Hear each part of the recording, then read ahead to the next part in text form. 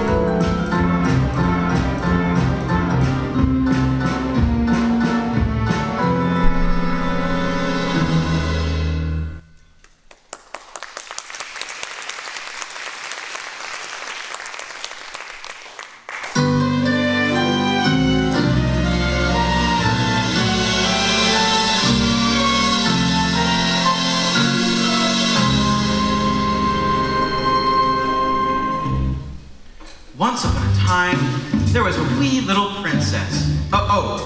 Wrong story. Dear reader, this little book is designed to tell you everything you need to know about the science of getting ahead. Now, let us assume you are young, healthy, clear-eyed, eager and anxious to rise quickly and easily to the top of the business world. You can. I can. If you have ability, intelligence, and education, so much the better. But remember, thousands have reached the top without any of these qualities. Just have courage and memorize the chapters that follow. And if you wish to be among the lucky golden few, you can. I can! How to apply for a job, how to advance from the mailroom, how to sit down at a desk, how to dictate memorandums, how to develop executive style, how to commute in a 3-button suit with that weary executive smile. This book is all that I need. How to succeed.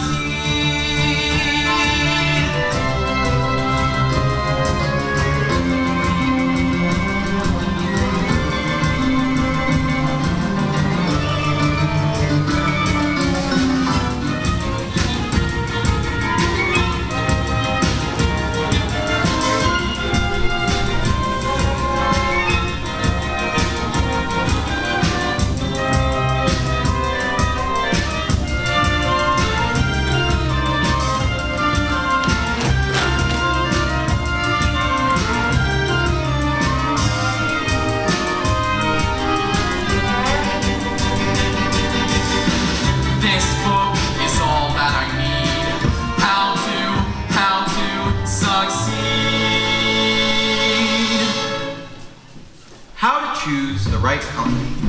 When applying for a job, it is important that you have chosen the right company. It is essential the company be a big one. It should be just big enough that nobody knows exactly what anyone else is doing at any specific time. Say, Joe, I've got some complaints from our dealers down in Cleveland about their last shipment of wickets.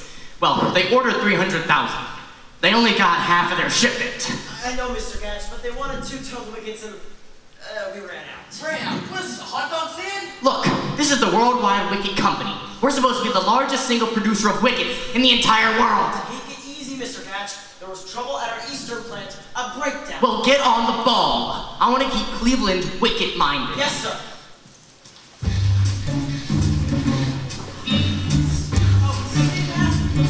Do you have any news about that breakdown? Oh, yeah.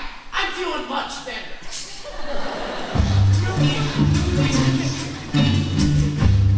Oh, say, Tackaberry, did you get my memo? What memo? My memo about memos. We're sending out too many memos, and it's got to stop. All right, I'll send out a memo. The right company. How to observe personnel. How to select whom to lunch with. How to avoid petty friends. How to begin making contacts. How to walk into a conference room with an idea. Brilliant business idea that will make your expense account zoom. This book is all that I need. How to succeed. What the hell is going on here? Twimble, what is going on?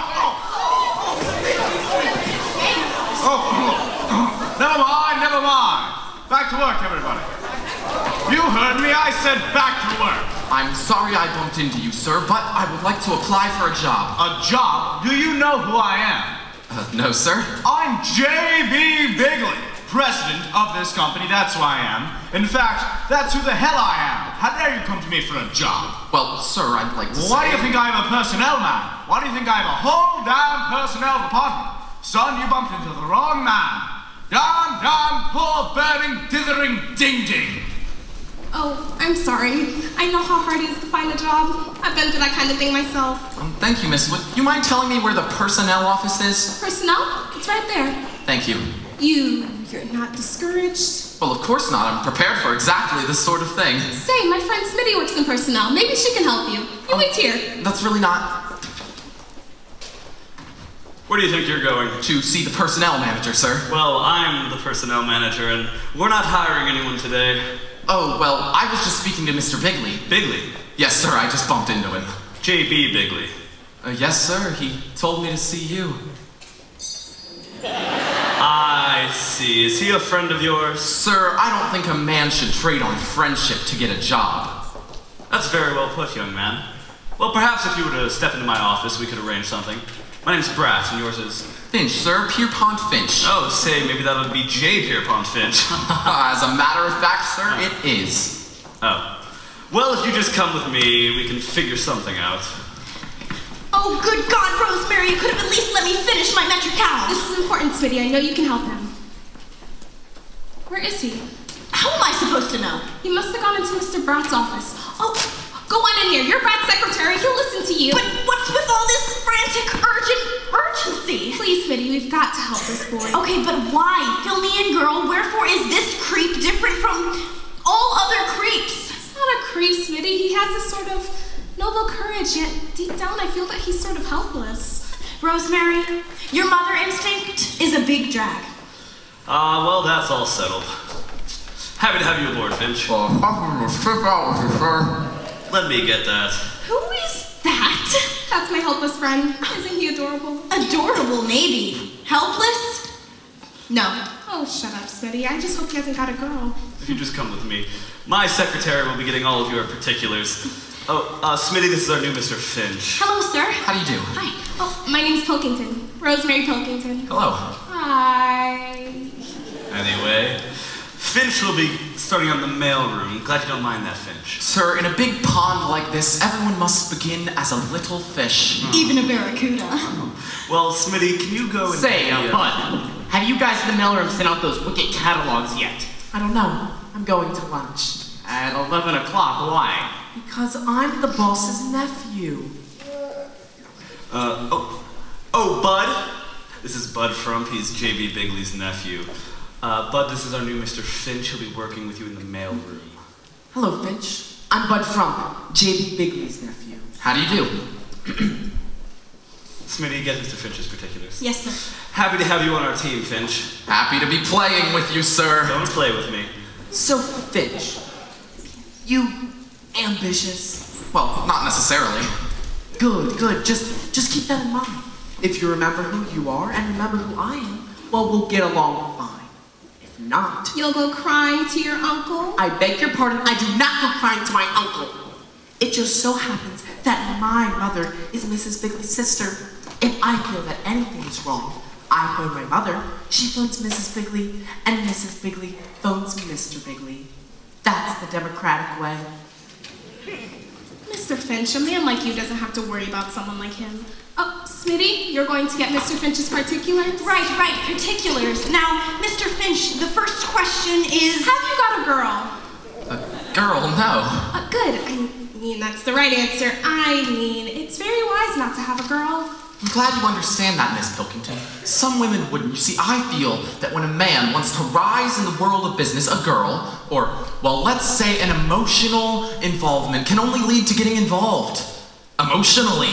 That's very intelligent, Mr. Finch. Yeah. Mr. Finch, if you'll just follow me to my office, we'll get our business done. Good luck, Mr. Finch. Thank you, Miss... Pilkington. Rosemary Pilkington. I'm happy to be aboard. Well, Rosemary, what do you think? I think he's fascinating. You know, there are some ambitious characters around here, but that boy's the eagerest beaver of them all. New Rochelle. Huh? Or maybe White Plains. Huh? No. New Rochelle. What are you talking about? New Rochelle. What about it? That's the place where the mansion will be. For me and the darling, bright young man I picked out for marrying me. He'll do well, I can tell. So it isn't a moment too soon to plan all my life in New Rochelle, the wife of my darling tyke. Honey, you'll be in New Rochelle. Your darling tycoon will be here at the office. Smitty, The future Mrs. Finch is in for some lonely nights. I'm prepared for exactly that sort of thing. I'll be so happy to keep his dinner warm while he goes onward and upward. Happy to keep his dinner warm till he comes wearily home from downtown. I'll be there waiting until his mind is clear while he looks through me, right through me, waiting to say good evening, dear. I'm pregnant. What's new with you from downtown? Oh, to be loved by a man I respect, to bask in the glow of his perfectly understandable neglect. Oh, to be loved in the aura of his frown, darling busy frown. Such heaven, wearing the wifely uniform while he goes onward and upward. Happy to keep his dinner warm till he comes wearily home from downtown.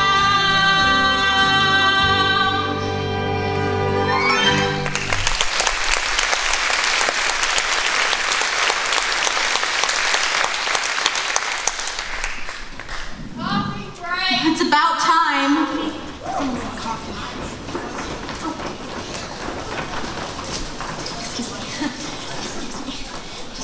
Yes, this is my spot, thank you.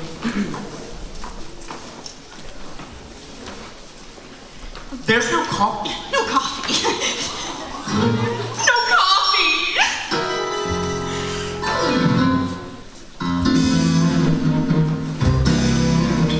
If I can't take my coffee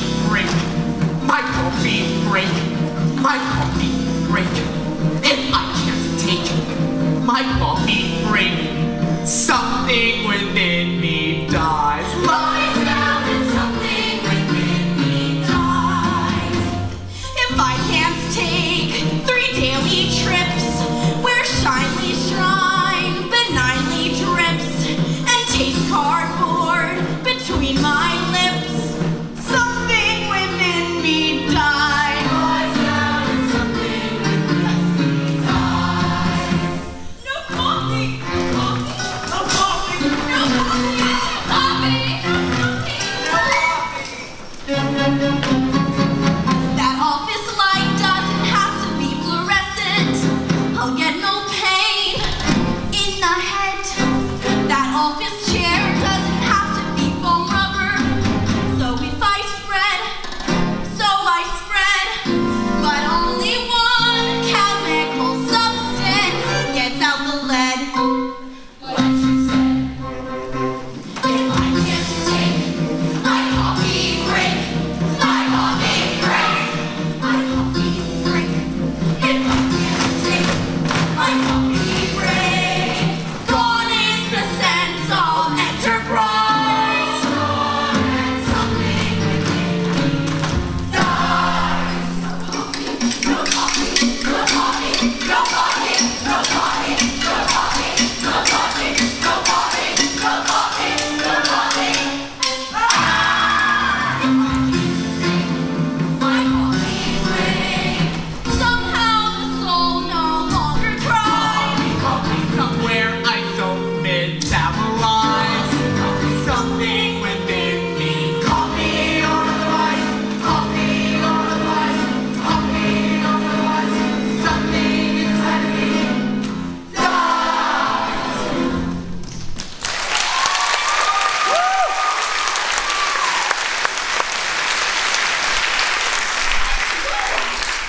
Is it so?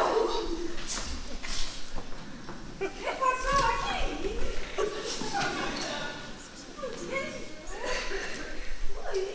What's that? It's mi café. Oh, I mean coffee.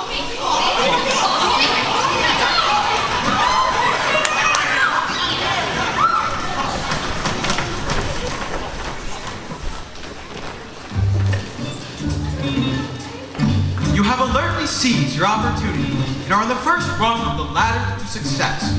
You are working in the mailroom. One word of caution about the mailroom: it is a place out of which you must get. Some of your rivals will not have the advantage of this knowledge, but you are forearmed.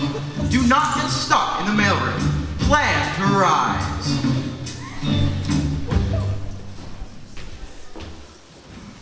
Finch, what's that? Oh, it's the executive mail, bud. I'll take that. Try and get in good on the inside, are we?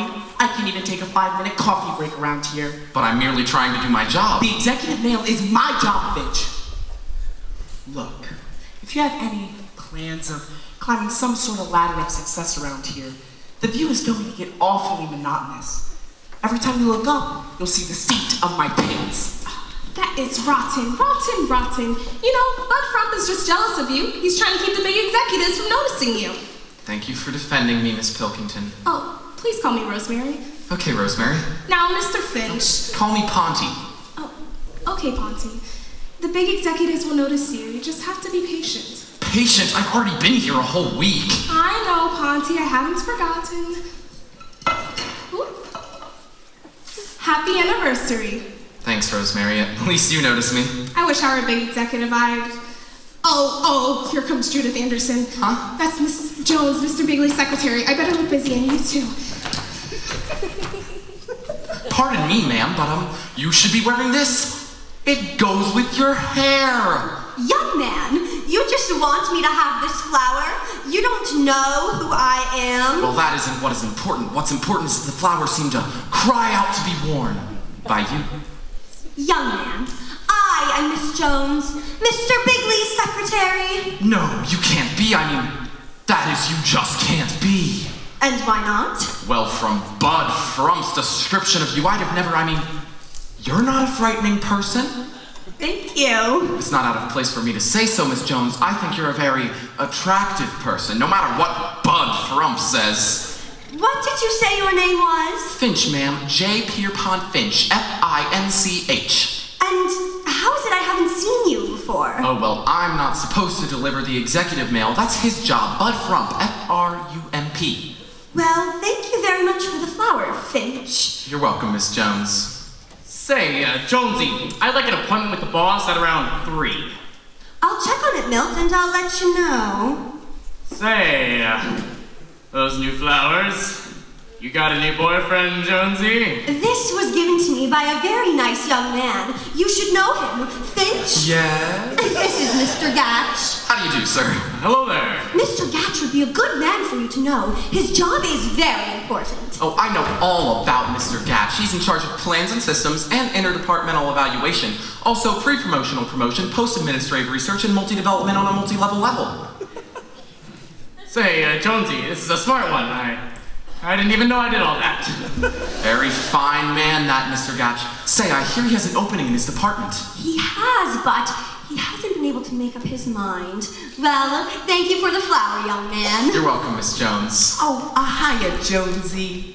Miss Jones. Say, Rosemary. Finch, quit goofing off. You have to get back to work. We have the second delivery to handle. Righto, old buddy boy. Well, thanks for the flower, Rosemary. Thanks for the flower. You gave my flower to Miss Jones. Rosemary, surely you don't begrudge an old woman a moment of happiness. Well, I guess it is important for you to be nice to Miss Jones. I'm glad you understand that, Rosemary. Well, see you later. Rosemary, how are you doing? Oh, I don't know. He's...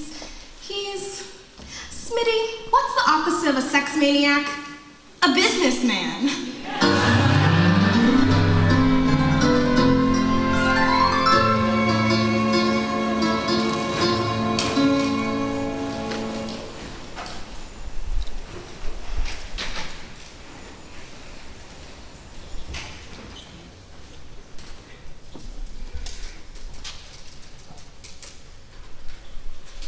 Hello? Yes. Give me an outside line, please. No, this call is not personal. I'm calling my mother. Thanks. One day when I run the show around here, I'll clear the whole lot of those. Oh, yes. Hello? Mother? It's me. Bud? No, don't hang up. Yes, I know I left without my sweater, but it's warm. Now, you see, I have some big news for you. You know, there's going to be a new head of the mailroom, and I want the job. You've just got to call Aunt Gertrude and... Oh, I know I'm next in line, but you see, there's this new fella that's got me a little bit worried. Oh, yes, I mean, he shows up one time, he does his work, he never goofs off, and he's polite. You know, a real rat.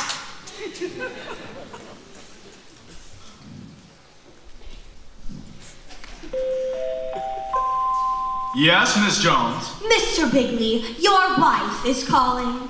My wife? Tell her I'm busy. No, tell her I'm in a meeting. No, wait, tell her I'm out. Damn it. Put her on. Hello, Gertrude, glad you called. Well, I can't help but there. The head of the mailroom should pick his own successor. Well, I can't just switch signals in the middle of a play. It would upset the whole team. If I interfered, that would be nepotism. Nepotism! That's when your nephew is a goddamn fool! Well, I'll see. Damn it! Miss Jones. Yes, Mr. B. I've told you that talk to my wife upsets me. Well, you said to put her on, and Never mind that. Tell me, where is my, you know... I put it in your bottom right-hand drawer. Ah, yes.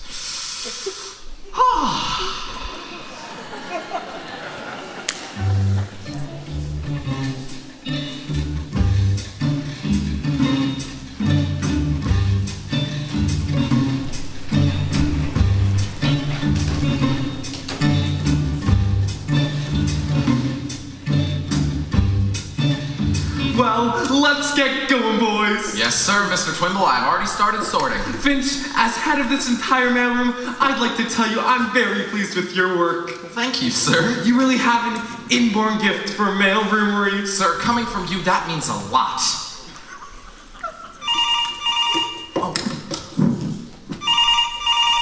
Hello? Mailroomery. No, mailroom. Right. Okay. I'll put him on. Mr. Twimble, it's for you. Mr. Bratt, in charge of personnel. This may be a very important call for some of us. Hello? What's the idea, Finch? Well, what's the idea of what, Bud? You're trying to butter up Twimble. Well, believe me, it's not going to do you any good. Good God, Bud, can I even be nice to a man without having an angle? We both know that if anybody is going to get his job, it is going to be... Mr. Bratt. Thanks very much. Well, boys, it looks as if they're going to promote Twimble to the shipping department. Congratulations. Who's going to be the new head of the mailroom? I won't say till it's official, but Mr. Bratt is leaving the choice to me. Twimble, he said, the mailroom is the nerve center of this mighty organization. You've been an outstanding mailroom head, and we want you to pick your successor on merits. On merits alone. Oh, that's not fair! I'm going out for a smoke. Smoke? He's going to call his mother, but it's not going to help him if I have anything to say about it. I have someone else in mind for the job. Mr. Twimble, you've been with this company a long time, haven't you? Long, long time.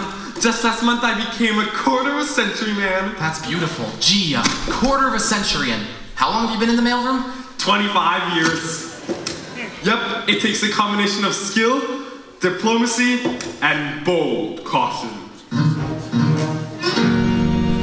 When I joined this firm as a brash young man, well, I said to myself, now brash young man, don't get any ideas. Well, I stuck to that, and I haven't had one in years. You play it safe. I play it the company way. Wherever the company puts me there, I'll stay. But what is your point? I have a point of view. Supposing the company thinks... I think so too. What would you say if... I wouldn't say. Your face is a company face. The company lost and now I can't complain. The company furniture, oh, it suits me fine. The company letterhead is... so Valentine. Is there anything you're against? Unemployment.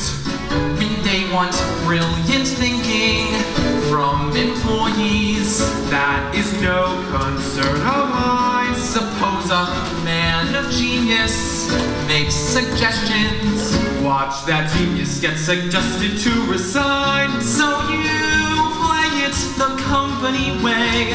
All company policy is by me, okay. You'll never rise up to the top. But there's one thing clear. Whoever the company fires, I will still be here. You've certainly found a home. It's cozy. Your brain is a company brain. The company washed and now I can't complain. The company magazine. Boy with style, what punch. The company restaurant. Every day, same lunch. Their haddock sandwich, it's delicious. I must try it. Earlier in the week. Do you have any hobbies? I've a hobby. I play gin with Mr. Bratt. And do you play it nicely? Play it nicely. Still, he blitzes me in every game like that. Why? 'Cause I play it the company way.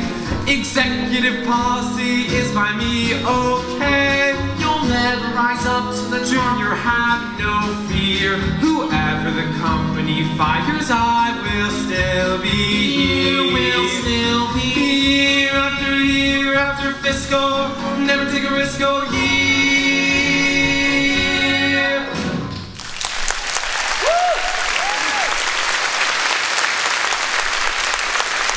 Well, let's get back to work. They may be promoting me, but until then, the mail must go through.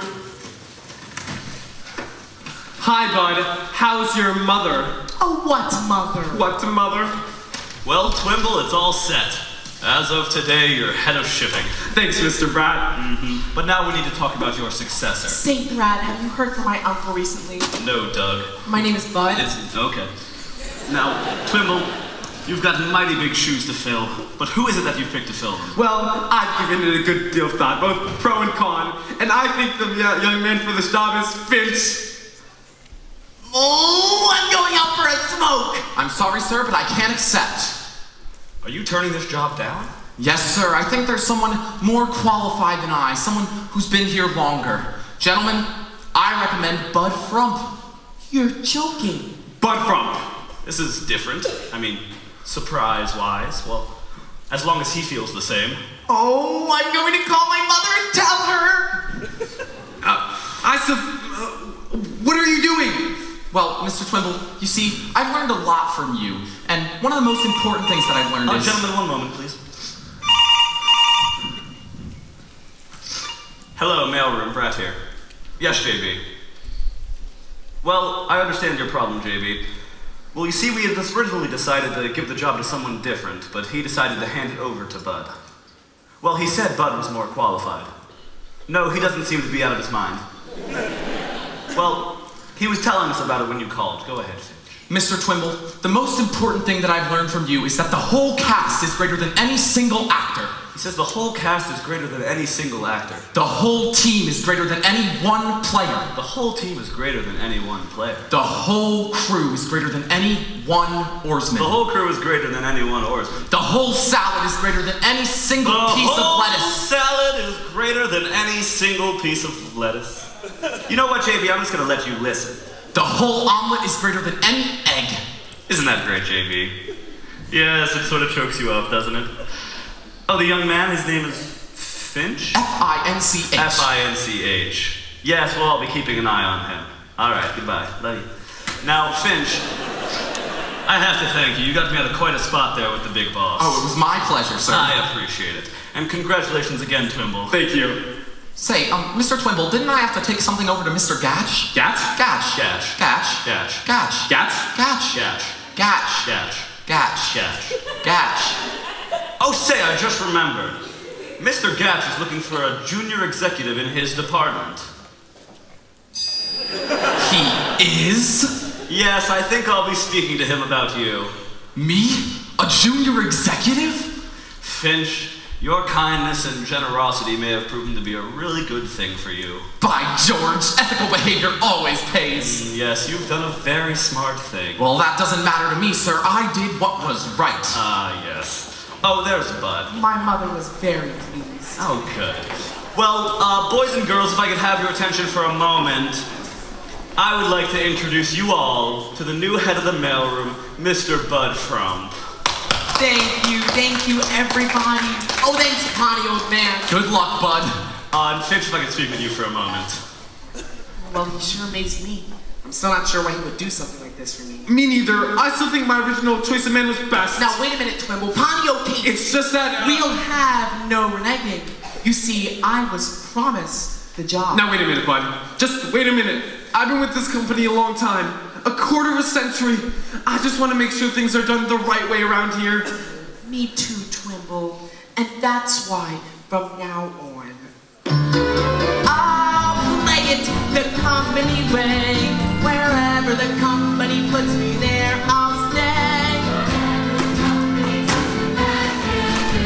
Whatever my uncle may think, I think so too. I've conquered that over-ambitious rat inside. What's wrong with Frump he used to be? I pledge to the company's sweet conformity. I will one day earn my medal, 25-year employee.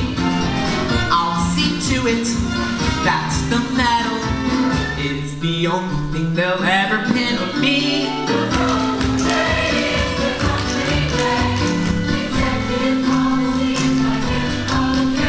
I'll never be president, but there's one thing clear. As long as my uncle can stand me, I will still be here. I'm happy. I'm so proud. Frump will play the company. Frump will play the company. Frump will play the company way. Frump.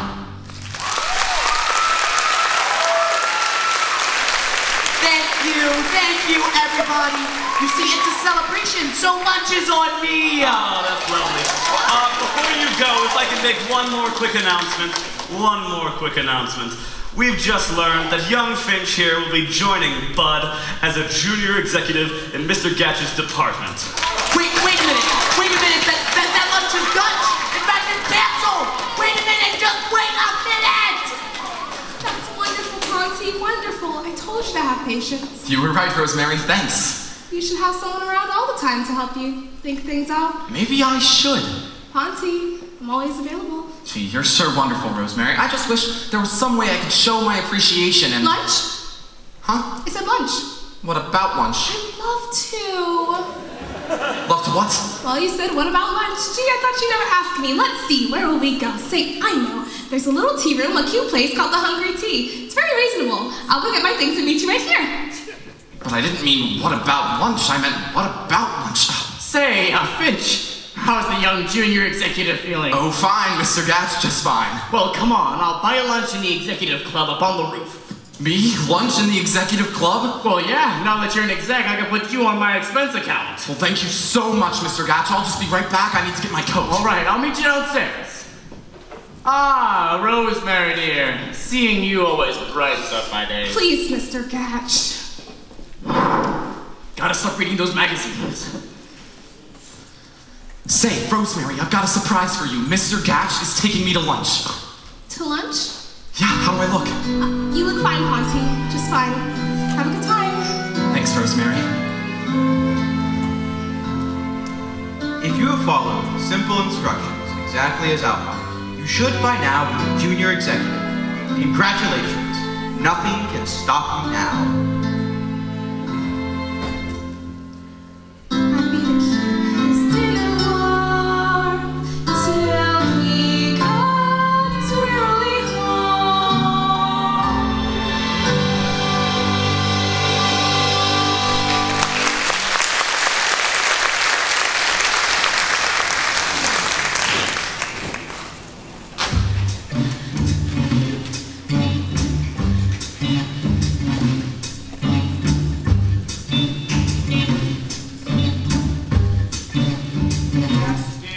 Yes, dear.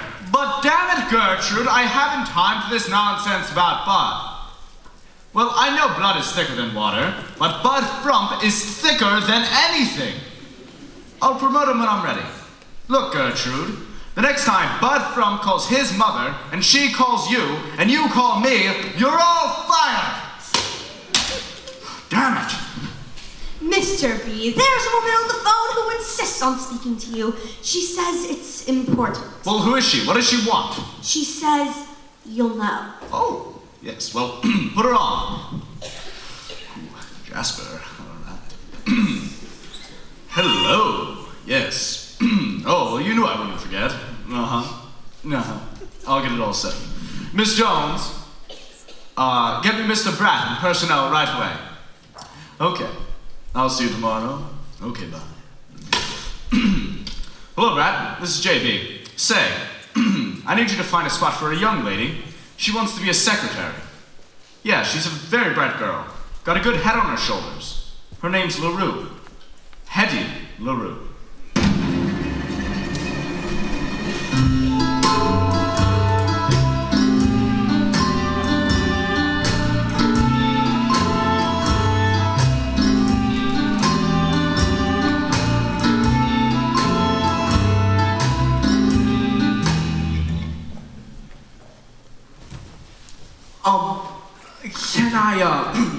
Can I help you, honey? Scram. No. I don't think you understand. You see, I'm Bud Frump, J.B. Biggley's nephew. Oh, how do you do? I'm waiting for Mr. Bratt of personnel. I'm a secretary. Yes, I, spotted that the minute you came in. Oh, thank you. Of course, I'm new at this end. Oh, Miss LaRue. Yeah? Oh, I mean, yes.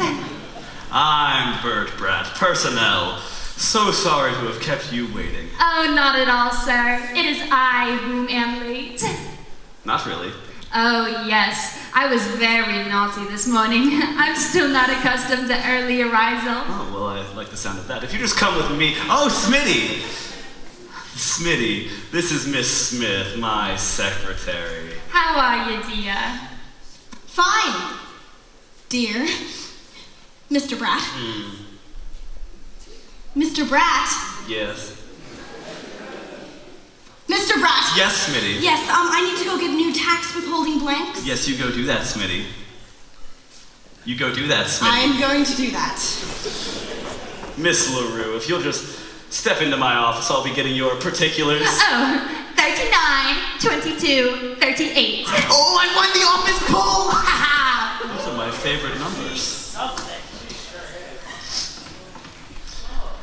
Gentlemen, one moment, please. Say, Bratt, what do you think I need a new secretary? Hey, Mr. Bratt!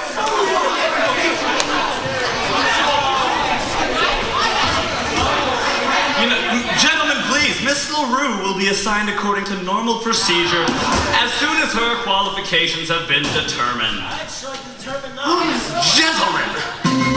Gentlemen, a secretary's not a toy.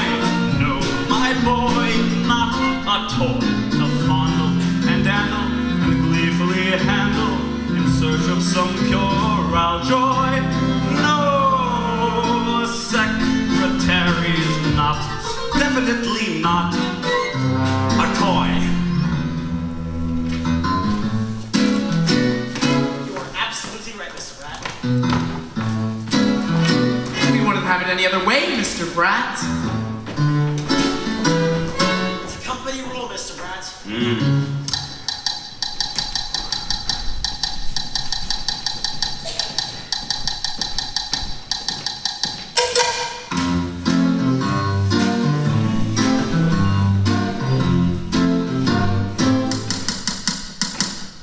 A secretary's not a toy, no, my boy, not a toy. So do not go jumping for joy, boy. A secretary is not. A secretary is not. A secretary is not a toy. The secretary is not to be used for right there. So the girl you employ, boy, remember no matter what, no ride trouble you got. A secretary is not a toy.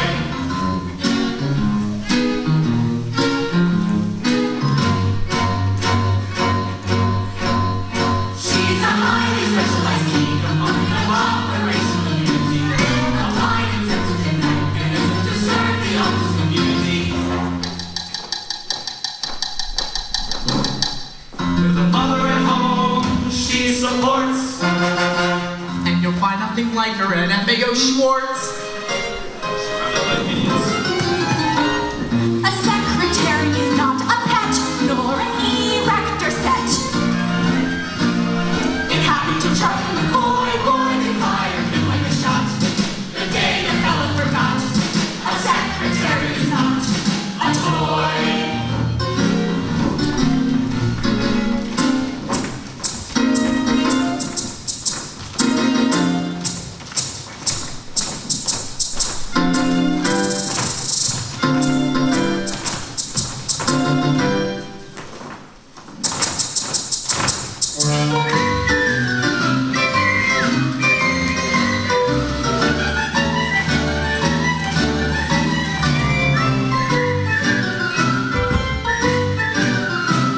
A secretary is not a toy.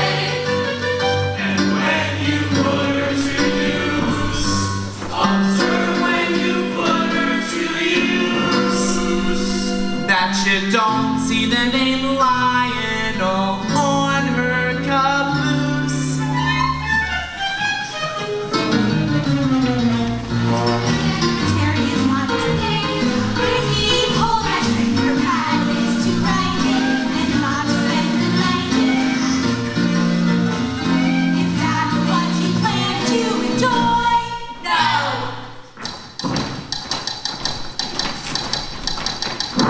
Secretary is not, is definitely not, employed to do it a lot. Or you know what? Before you jump for joy, remember this, my boy. A secretary is not a tinker toy.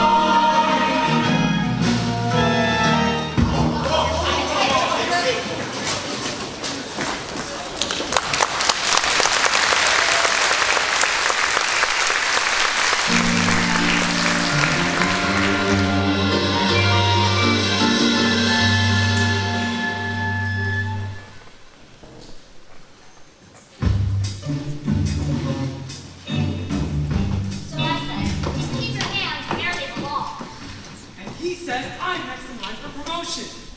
I said keep your hands where they belong. And he said, I'll be head sales next year with a raise. Oh, it's me. Yeah. I said keep your hands where they belong. I think I left the oven on. What the hell? Say, Miss Jones, did you call my wife and say I wouldn't be home for dinner? Yes, Mr. B. By the way, you left your golf clubs in the office. Tomorrow is Saturday and you're playing with Mr. Womper, the chairman of the board. Ah, yes, well, I'm staying in town tonight, so I suppose I'll just have to pick up my clubs in the morning. And you asked me to remind you about your alumni association. Ah, yes, send the same check. I like to think of their faces when they see that old fat check from Least Likely to Succeed. Very well, Mr. B. Yes. JB? Yes? Phone call, your wife. My wife? Damn it! I'll take it in your office. That's all, Miss Jones. Oh, Ponty! How's the young junior executive? Fine, Miss Jones. Thanks for the helpful advice I've been getting from you. Well, I'm glad our little talks have proven valuable. Oh, they sure have. Oh, by the way, good luck tonight. Good luck. In the bowling tournament, I hear that you're the best bowler on the ladies' team. How sweet of you to think of a thing like that. Well, what can I say? I'm interested in the hobbies of people I like. Say, would you like to come watch us bowl tonight? Oh, I'd love to, Miss Jones, but I have to work tomorrow. On a Saturday? No one works on a Saturday. You're a very interesting young man, Finch. You'll go far. Thank you, Miss Jones. Coming from you, that means a lot, because you're Mr. Biggley's secretary, and he is the man I most want to emulate. He's so thoughtful and generous. Say, I heard him remembering to send a check to his old college, Harvard, is it? Harvard? Don't ever let JB hear you say a thing like that. He is a groundhog. But where did he go to school? Old Ivy. Old Ivy? Of course. They're the groundhogs. Mr. Biggley is very proud of his old school. Well, good night, Mr. Finch. Good night, Miss Jones. Don't work too hard. Don't worry. I won't. They were roommates. They were roommates? Oh, hello, stranger. Oh, hi, Rosemary. Hey, Smitty. Hi, Ponty. Been a long day? Yep. I haven't seen you since you got your new job. Oh, well, I've been pretty busy. It's been a long day. Well, Rosemary, where are you having dinner tonight? That depends. On what? On where I'm having dinner. Huh? Oh. Well, here it is 5 p.m. The finish of a long day's work. And there they are, both of them. The secretary and the clerk. Not very well acquainted. Not very much to say. But I can hear those two little minds ticking away. Now she's thinking, I wonder if we take the same bus. And he's thinking, There could be quite a thing between us. now she's thinking, he really is a dear. And he's thinking, But what of my career? then she says, and he says, Well, it's been a long day. well, it's been a long, been a long, been a long, been a long day. Now she's thinking, I wish that he were more of a flirt. now he's thinking, I guess a little flirting won't hurt. now she's thinking, Dinner we could meet. and he's thinking. We both got to eat. Then she says, and he says, Gesundheit.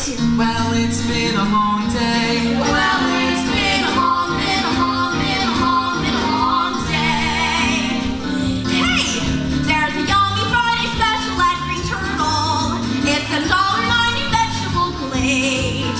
And on the bottom of the ad, not bad, dinner for two, $3.58. To make a bargain, make a date. Wonderful. It's fate. And now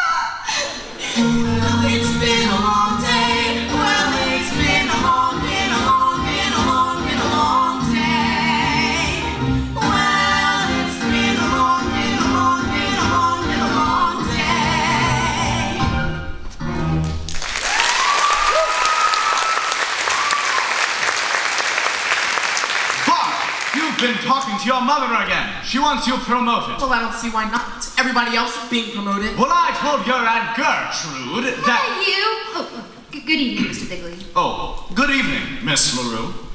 Uncle Jasper! I told you never to call me that around here. Sorry, JB. Now, haven't you got something to do? Oh, well, yes, I was, just going to get my hat and coat. Good. So, how do you like your new job, Miss LaRue? It's a big, fat nothing. What, Angel? Don't talk that way around here. See, I thought you were going to help me be a big businesswoman like Helena Rubinstein or Betty Crocker. So what happens? I'm stuck in the goddamn stenographic pool with no one to fish me the hell out. Look, Angel, these things take time. You'll have to learn. Oh, yes, miss.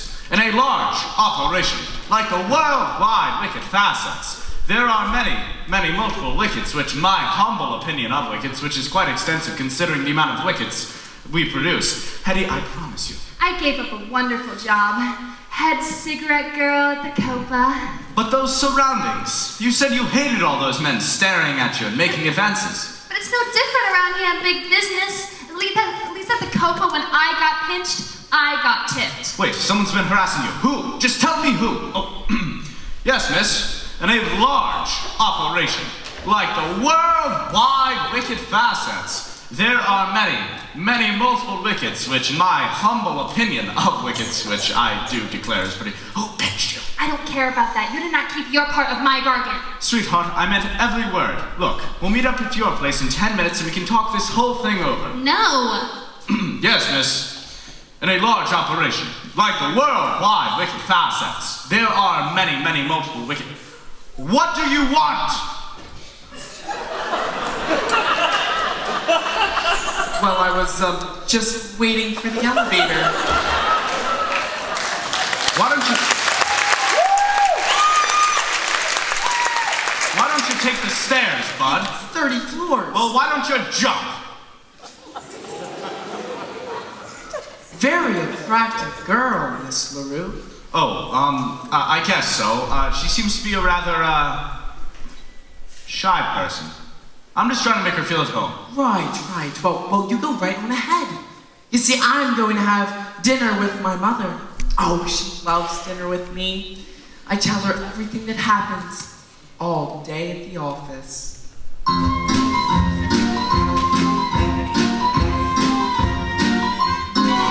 Now he's thinking the kid could really put me through hell. And she's thinking the kid could even name the hotel.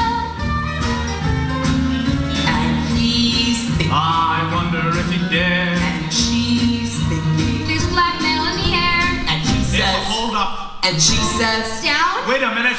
Okay, you're promoted. Well, it's been a long day. Well, it's been a long day. Ha!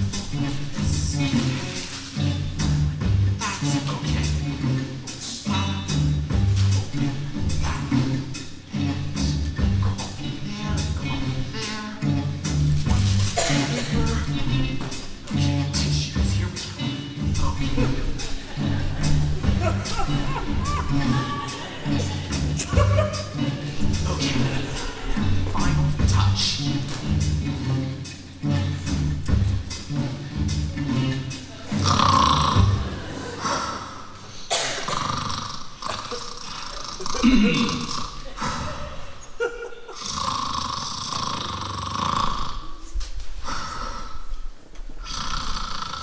morning.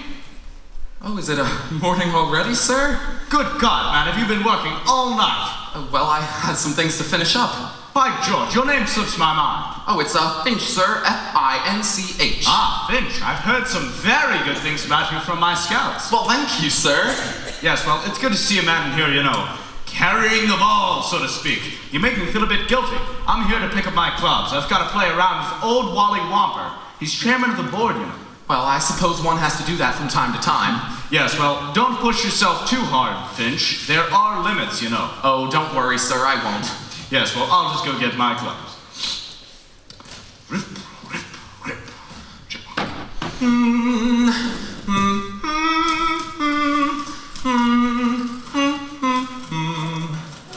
Finch, what's that you're humming? Oh, I didn't realize I was humming, sir. You were humming the Grand Old Ivy Flight Song. Oh, well, sir, it must have just been subconscious on my part. Did you go there? Were you a groundhog? Well, sir... Say it, boy, come out with it. I know a lot of men have an inferiority complex because they didn't go to Yale or Princeton. You're not ashamed of Old Ivy, are you? Not at all. That's the groundhog spirit. What year, Finch? Finch, what year did you graduate? Ah, I'm sorry, sir. I was just thinking about the big game tonight. We're playing the Chipmunks. Ah, yes, I hope those damn Chipmunks don't give us too much trouble. Oh, don't worry, sir. With Charnowski, and we should be doing so much better. Ah, yes, Charnowski's the dirtiest player we've got. The team's morale should pick right up. Well, even though we won't be there in person, we'll be rooting for him, right? Right! Groundhog! Groundhog!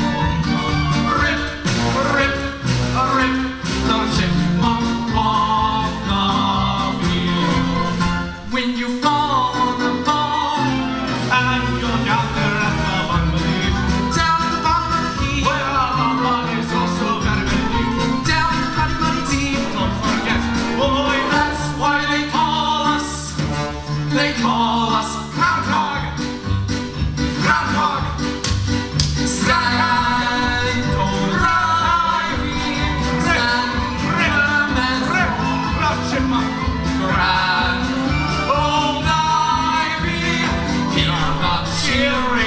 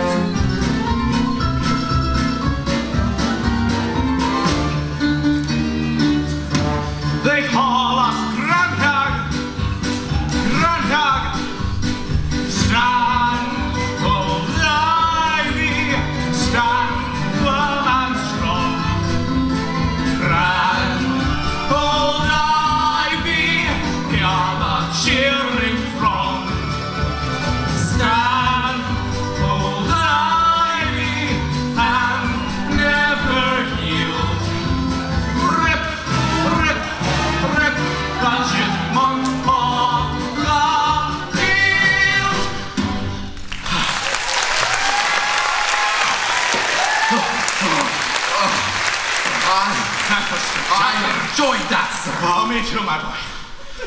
Oh, my. Your things! They're everywhere! It's as if we went through some sort of dream dance sequence. Well, Finch, I think I'll just go grab my club. You do that, sir. Okay, one last touch. Here we go. Aha. 26, 27, 28, 29, 30, 31, 32, 1. Finch, what's that you're doing?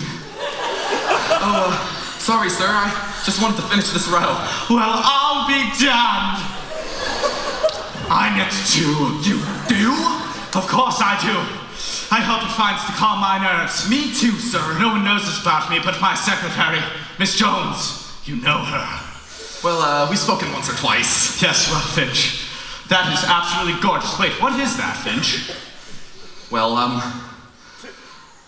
thought I'd make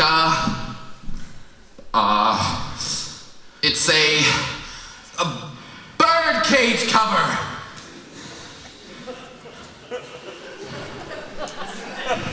A birdcage cover? Yeah, that's what it is. Well, I've never made one of those, Finch, but, careful. Say, how do you like this? Well, sir, that is just absolutely beautiful. Yes. I love the stitching on the socks, the diamond patterns. It's just the Argyle, my friend. The Argyle. Amazing. Yes. How do you like these clubs? I made them myself. You see, they're the popcorn stitch. Sir, that is just remarkable. Very advanced, yes.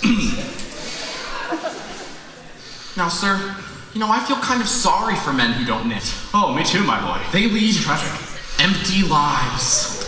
You know, I really like the way you think. Think Finch, sir.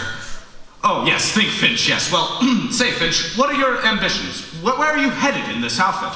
Well, sir, if I was ever fortunate enough to get my choice in a job, then I guess I'd like to be somewhere down to earth, doing something that I can really, you know, sink my teeth into. Something like, well, I don't know, maybe the advertising department. The advertising department? Whoa, son. I would not wish that on an old classmate of mine. It's too unstable, too insecure. As a matter of fact, we've had 15 new advertising managers this year alone. They disappear at about a rate once a month. Well, why's that, sir? I fire them. But, sir, if you had a man with the ideas, he could swing it. Yes, men with brilliant ideas. That's what I keep on looking for, and they all fall short. No, you stick right where you are, Finch. Wait a minute, what department are you in? Oh, I'm in, plans and systems, Mr. Gatch's department. Ah, Gatch. Fine man, that Gatch is. Yeah, you stick close to him, and I'll keep my eye on you, Finch. Oh, sir, don't forget your clubs. My clubs! What would I do without you, Finch? Thank you. Well, I've got to get this finished by midnight. Midnight? That's the groundhog spirit! Groundhog! Groundhog! Stand, oh, like me, stand firm and strong. Rip, rip, rip the chipmunk off the field.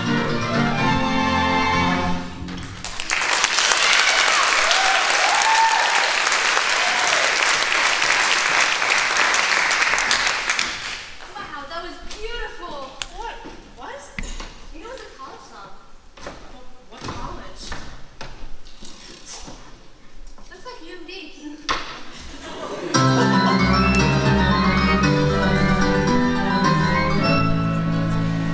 Hello, Bratt. This is JB. Say, what are we running around here? A sweatshop?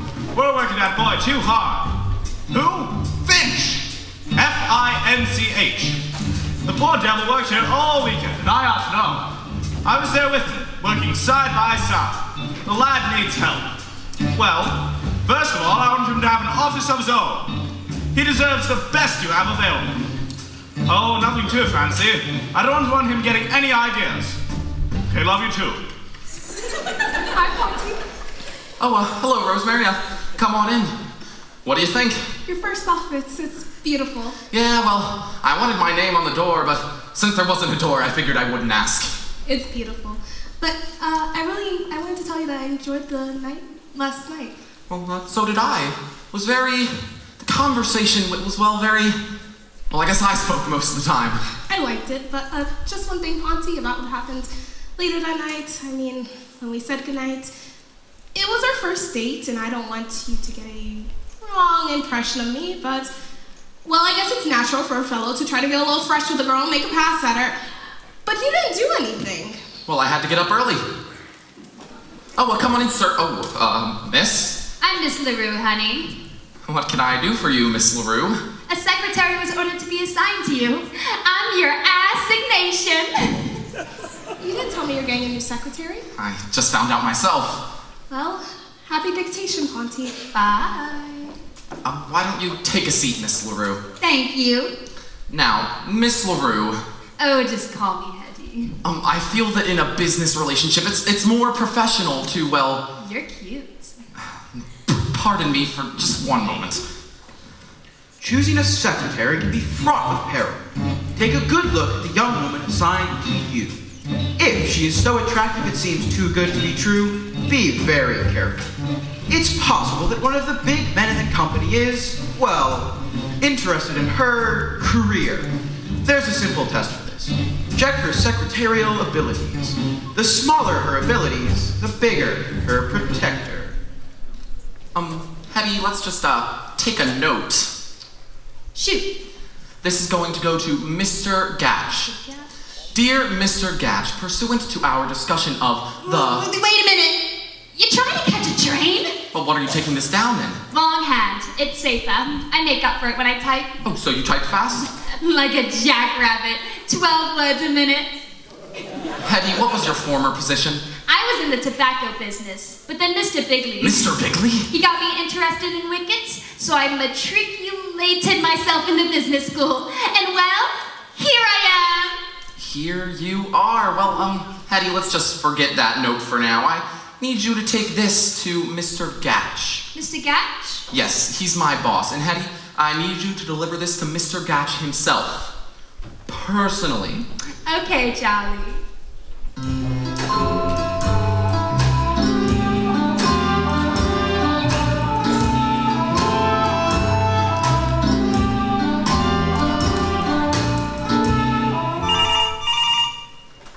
Hello, Mr. Gatch's office. One moment, please. Mr. Gatch, Mr. Finch's secretary is here to see you personally. Well, have her come in. I'll get her. Mr. Gatch, I'm Mr. Finch's secretary. He asked me to give you this. Hedy, what are you doing later tonight? I've got a date with my gentleman friend. Oh, come on, Hedy. You're in the big leagues now. Don't fool around with small fry.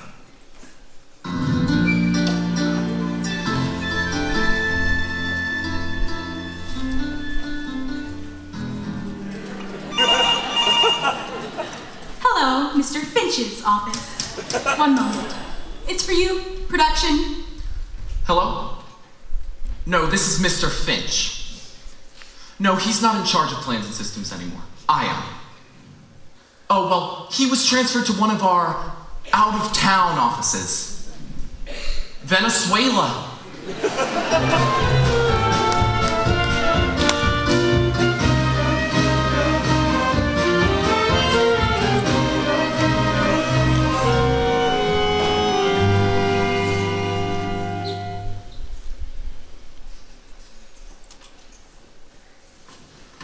Oh, Mr. Jenklns, I've been meaning to catch you. It appears that we'll be receiving a new vice president in charge of advertising. Another one? Who is Yes. this time? Fellow by the name of Benjamin Burton Daniel Ovington. Batman, Burton, Durton, Osborne Ad Agency. Yeah, BBDO. Huh. I bet that's why JB hired him.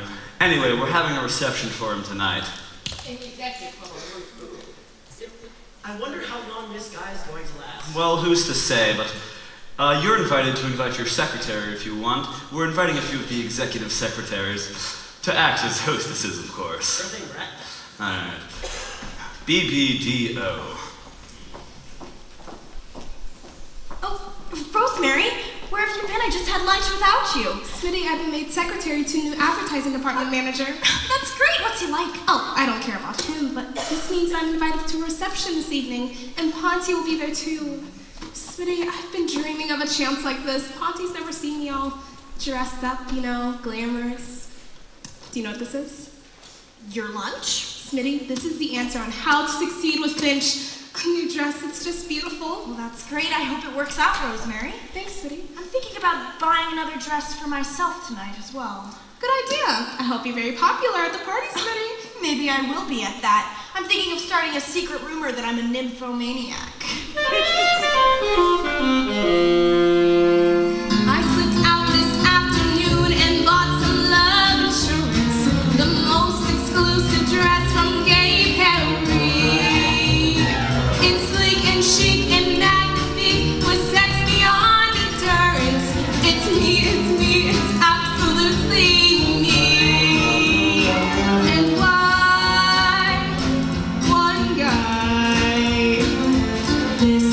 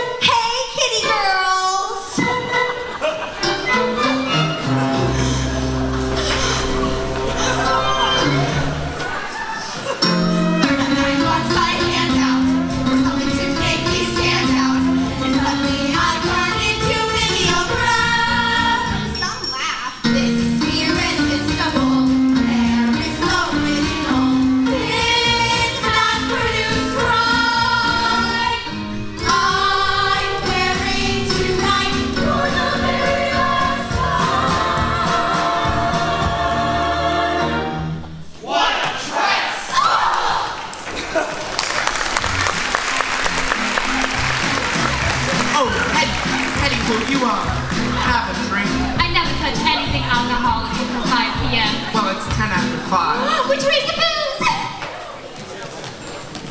I'll have a double martini. Yes, well, of course, yeah. Well, you see, ladies and gentlemen, as you all know, our advertising department has been in trouble for a very long time. And I think I finally found the man for the job. Mr. Benjamin Burton Daniel Ovington.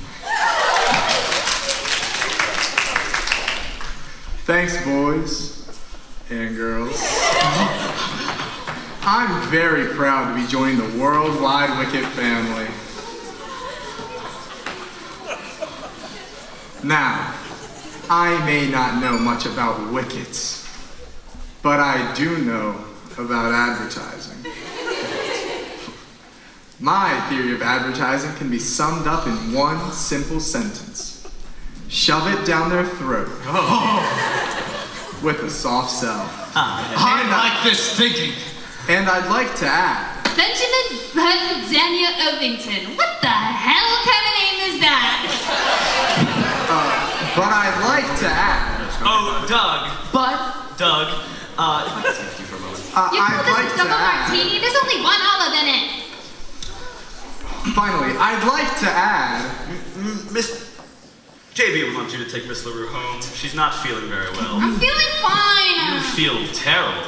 Come on. Hey, Finchie, let's dance. Sorry, I'm already dancing with Rosemary. Furthermore, I'd like to...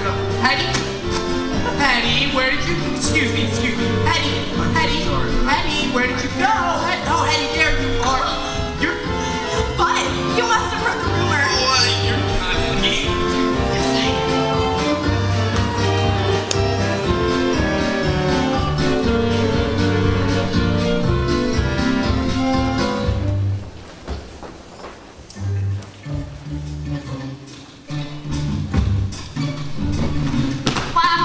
Elevator made me dizzy. Come on, Hedy. Oh, what I need is a shower. Hedy, JB wants me to take you home. No, I'll go to JB's office. He has a private shower. I'll take a shower and then come back to the party. Hedy, you need to... fine. Go take a shower. You know, Bud, you're cute. Not as cute as Finch, but you're cute. Not as cute as Finch! Heading up to the party, Pete. Yeah. Good. Tell Finch that he's wanted in JP's office. And, tell him it's important. Okay. La-da-da-dee, la-da-da-da. Old sexy Hedy is in there taking a shower. Ole! And I have a little something up my sleeve that is sure to put little Finchie right out on his... Oh, hello, Finch. What's this all about, Bud? JB wants you to go to his office. But I just saw JB. He's up at the party. Well, maybe he didn't want to say anything in front of Ovington. You know how it goes with advertising managers around here. Bud, you mean to tell me that your uncle is... Nothing. All I know is that JB told me to tell you to go to his office. Well, that is a boppin' good time. Thanks, Bud. You're welcome. Goodbye, Finchie. Hello, Uncle Jasper. Time to get my uncle. Ole!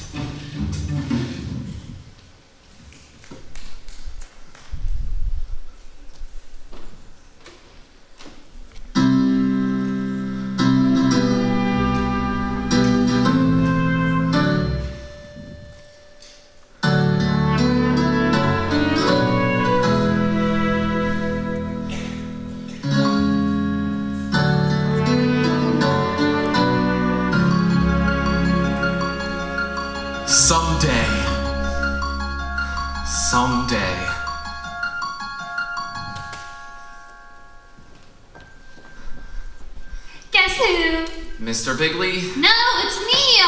Hi, Hedy. Well, I was supposed to meet Mr. Biggley here. Mr. Biggley, he's not coming. Someone gave you a boast here. Should have known it was a rib. Well, I've gotta go, Hedy. What's your hurry? Well, I should get back to the party. It's more fun down here. Well, I better. You're anxious to get back to that Rosemary, huh? Are you stuck on her? No, Rosemary is just a friend. That's very sensible. An up-and-coming young chap like you shouldn't be tied down. I've been watching you, Buster. You're going places. Yeah, Venezuela.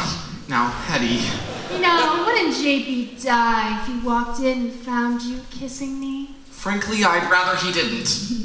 Come on, let's try it. No, you'd better, Finch. If you don't, I'll tell JB you did.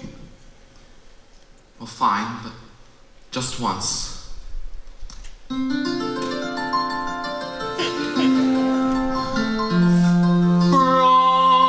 Rosemary. Huh? Rosemary. Rosemary? That kiss. What about that kiss? Rosemary. It's highly insulting to think of two broads in the middle of one kiss. I'm sorry, Hedy, but something happened. I can't explain. Finch, you are in love. That's right. Finch is in love. It's like music all around me. And you found this out by kissing me. Yes, Hedy. I don't know my own strength.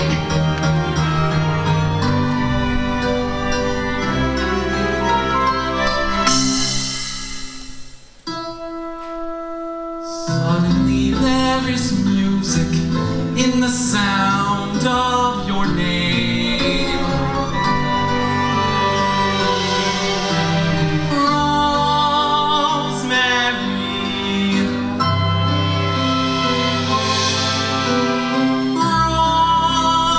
Rosemary was the melody locked inside me till at last out it came.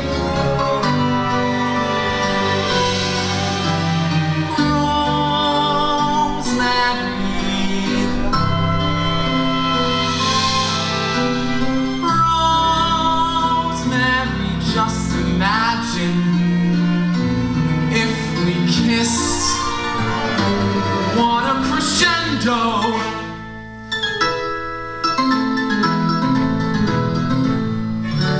Not to be missed. As for the rest of my lifetime program, give me more of the same.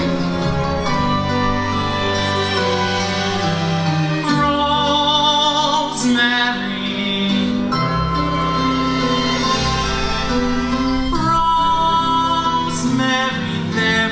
Wonderful music in the very sound of your name. Auntie, I heard Bud Frump talking at the party. Where is she? Rosemary, something wonderful has happened. What are you talking about? Suddenly there is music in the sound of your name. I can't hear a thing. Can't you hear it? It's all around me like a beautiful pink sky. Now listen here, J. Pierrepont Finch. Have you lost your mind? Rosemary, will you marry J. Pierrepont Finch? Now I hear it. I hear it. Suddenly there is music in the sound of your name. J. Pierrepont.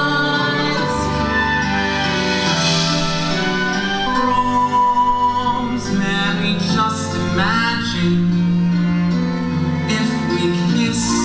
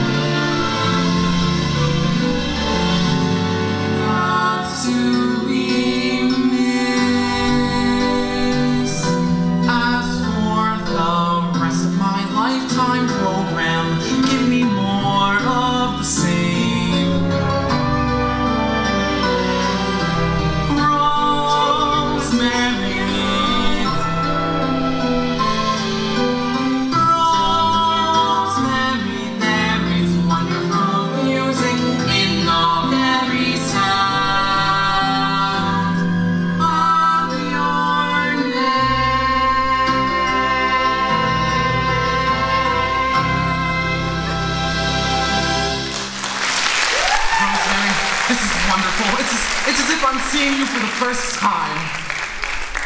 And I'm seeing you for the first time. You have on 2 different kinds of lipstick.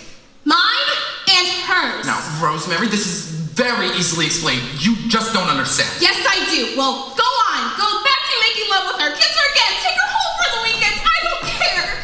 What do I do? Let's do as she said. No. Oh, get back in there. Get back in there. I have nothing to hide. Yes, you do, and keep it hidden. You snake. Now kiss me. Finch, you just stop with your I'm sorry, Mr. Biggley. I insisted that Mr. Finch show me your office. Yeah. Well, I just came to go to the restroom. That's what I came to do. My private lavatory, of course. Excuse me. Hi. Hi. Say, Finch. I believe I owe you an apology there, buddy. You do? For what? Oh, never mind that. Look, the point is I still do not approve of what you were doing when I walked in. Well, sir, you see, there's a very easy explanation for what I don't approve of that sort of thing between executives and their secretaries. Ah, well, you see, Rosemary isn't my secretary. Oh, good point. Oh, there you are, JB. We were hoping to find you here. Yes. Yes, I never got to finish my speech. You made a damn fine speech there, Ovington. Yes, it was very fine. Mr. Finch, I don't believe you know Mr. Ovington, and that's his assistant, but ignore him. How do you do, sir? And hello. Nice to meet you. Nice to meet you, too. Well, I really enjoyed your speech. You said some very interesting things, and I've read a lot about you in Fortune magazine. Mr. Finch. Biggley. Mr. Biggley. I'm sorry, sir. Did you know that Mr. Ovington was an all-American halfback at college? Yeah. Gee, I've never heard of this before. Hey, where'd you play, Ovington? The greatest little college in the world, Northern State. A chipmunk! Yes, of course. Did you see the way they murdered the groundhogs last Saturday? Don't worry, sir. It'll be okay. Ovington. I'm no bigot. I've hired men from all colleges. Gophers, Trojans, Badgers, Tigers, Bulldogs, hell, even a hawk. But never a chipmunk. Your resignation is hereby accepted. Rip, rip, rip, rip, chipmunk on the field. Chipmunk, rah! Chipmunk, rah! Chip, chip, chip, chipmunk! Let's go, Mr. Hanner.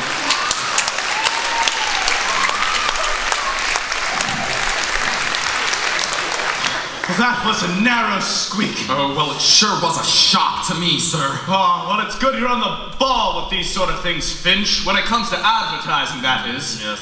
Well, JB, what are we going to do for our vacancy in advertising? Say, maybe it's fate that you're here at this very moment, Finch. You've always wanted this rotten job. Do you think you can handle it? Well, I don't know, sir. If there is one thing I admire in a man, it is humility. Finch, I am making you vice president in full charge of advertising. Me? A vice president? Well, yes. JB, I don't want to question your decision, but I'm not sure about Finch. He's terribly inexperienced, and I like him! I like him. Bratt, I think we've really hit on something here. This boy is just loaded with brilliant ideas. Loaded with brilliant ideas? Yes. Tell us some of them, Finch. Well, you see, I had this one idea. Shut up, son, or you'll be out of here like a shot. Well, I'd like to have time to give you a clear-cut campaign. Well, JB, the plans board is meeting day after tomorrow. Finch can tell us all of his ideas then. All right, then it's settled. All right, Finch, you've got 48 hours to come up with a clear-cut campaign of a brilliant idea. Careful now, you're vice president in full charge of advertising, and up until now, I'm quite dissatisfied with your work. Say, have you found your new vacation spot yet, Bratt? I believe we're going to be checking out Venezuela. Ah, it's lovely. Venezuela's... I don't care what happens, I'm a vice president. Hello? Yes, get me the stationery shop downstairs. Yes, this is Mr. Finch. Those cards that I called you about last week, go ahead and print them right away. Ladies, you can come out now. Thanks, Rosemary. Say, Rosemary, I've got a surprise for you. They're making me vice president in charge of advertising. Congratulations! Can I be your secretary? Well, actually, Rosemary is going to be my secretary. Oh, guess I'll go back to the steno pool. Wait for that pigeon till after he's married. Rosemary? I'm going to be your secretary? Well, yes, I mean, you were Mr. Ovington's secretary, and I'm taking over his job, so, I mean, it's only natural. And what makes you think I'd want to be your secretary? I'd rather die. But, Rosemary, you must, I mean, you have to. I mean, you know what a tough job advertising is. I need you. You do? Yes. Well, in that case, all right, I'll be your secretary. Great, let's get to work. Just like that? Aren't you forgetting something? Oh, right. Hello? Who paints names on office doors? Finch, aren't you going to kiss me? Kiss you? I can't. Why not? Because you're my secretary. Now, wait a minute, Rosemary. Hello, name painter. Wait a minute, Rosemary. Hello, name painter? Yes, this is Mr. Finch. I want my name on my door in gold leaf. Oh. J. Pierrepont Finch. J. Pierrepont. All capitals. In the sound of my name. Yes, block letters. J. Pierrepont. Rosemary. Vice President in charge of advertising. There must be a way to stop him. There must be. And there must CH. My lifetime program will be more of the same. The usual spelling.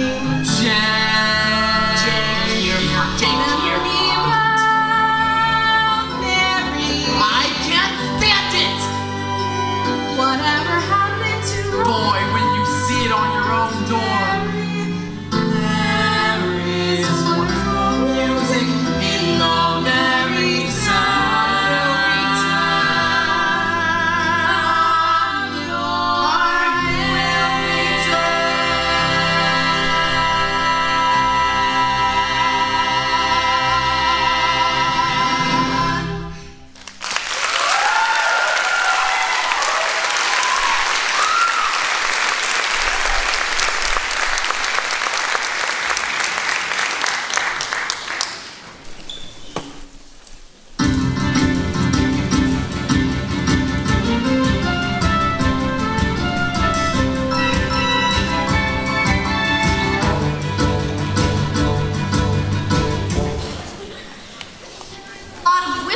Going on today. It's the merchandise mafia at work.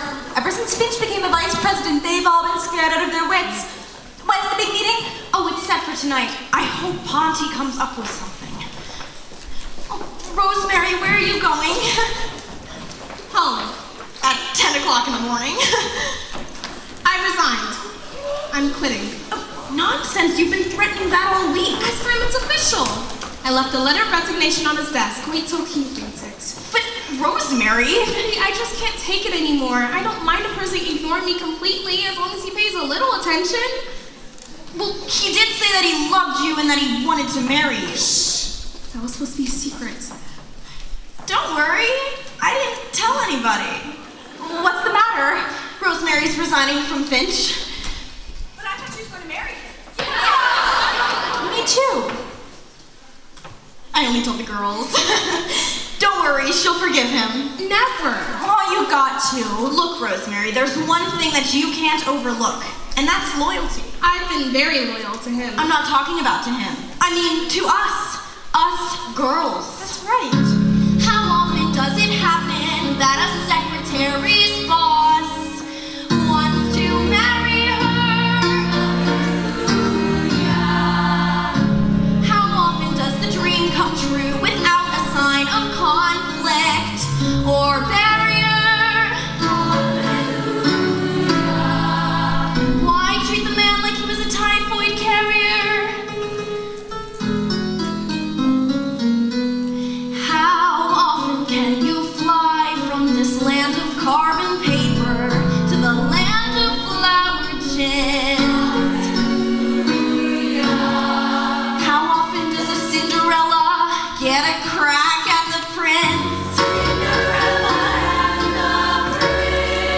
Wait a minute, I'm no Cinderella. I have $85 in the bank and a savings. It's not a matter of money. He's a vice president, and that automatically makes him a prince, true?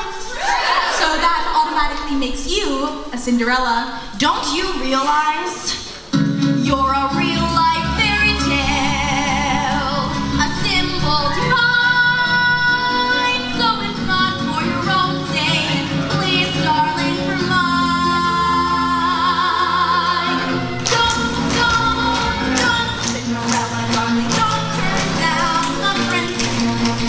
Don't rewrite your story. You're the legend, the folklore, the working girl's dream of glory. Loved you ever since. Don't last fairy tale, don't, Cinderella, don't turn down the prince. Oh, let us live it with you each hour of each day.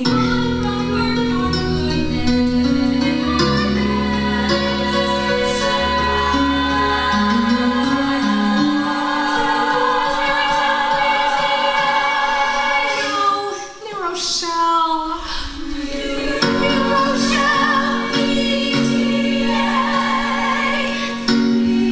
Oh, do not leave us minus our vicarious bonus.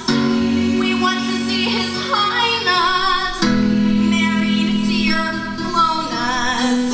On you, Cinderella, sits the onus. So when you name that happy day, please loan us, but don't, Cinderella, don't turn down the prince. Don't spoil our enjoyment for the fable, the symbol of glorified unemployment. We were raised on the darling and loved you ever since. Don't louse up our favorite fairy tale, don't, Cinderella, don't, Cinderella, Cinderella, don't.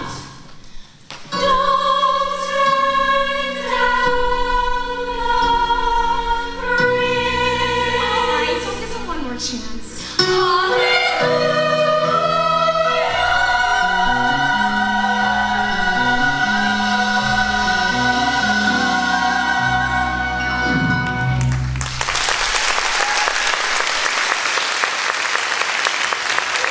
So you are now a vice president. You have climbed the ladder of success rung by painful rung until you have almost reached the top. Congratulations! You have done beautifully. Unless you are vice president in charge of advertising. In that case, you are in terrible trouble. There is only one thing that can save you. You must get a brilliant idea. The quickest way to get an idea is to develop one. That is, sort through the untouched, worthless notions of others. Add to them that extra special something that makes the idea your own. Be alert! Undeveloped notions may come from the least likely places. You never know who may bring one to you. Hello, Finch.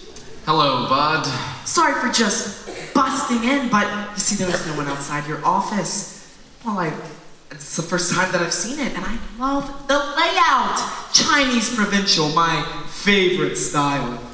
You see, I suppose you're wondering why I'm here. Well, frankly, yes. You know, I want you and me to be friends. Smoke a peace pipe. Oh, you never liked me. Well, Bud.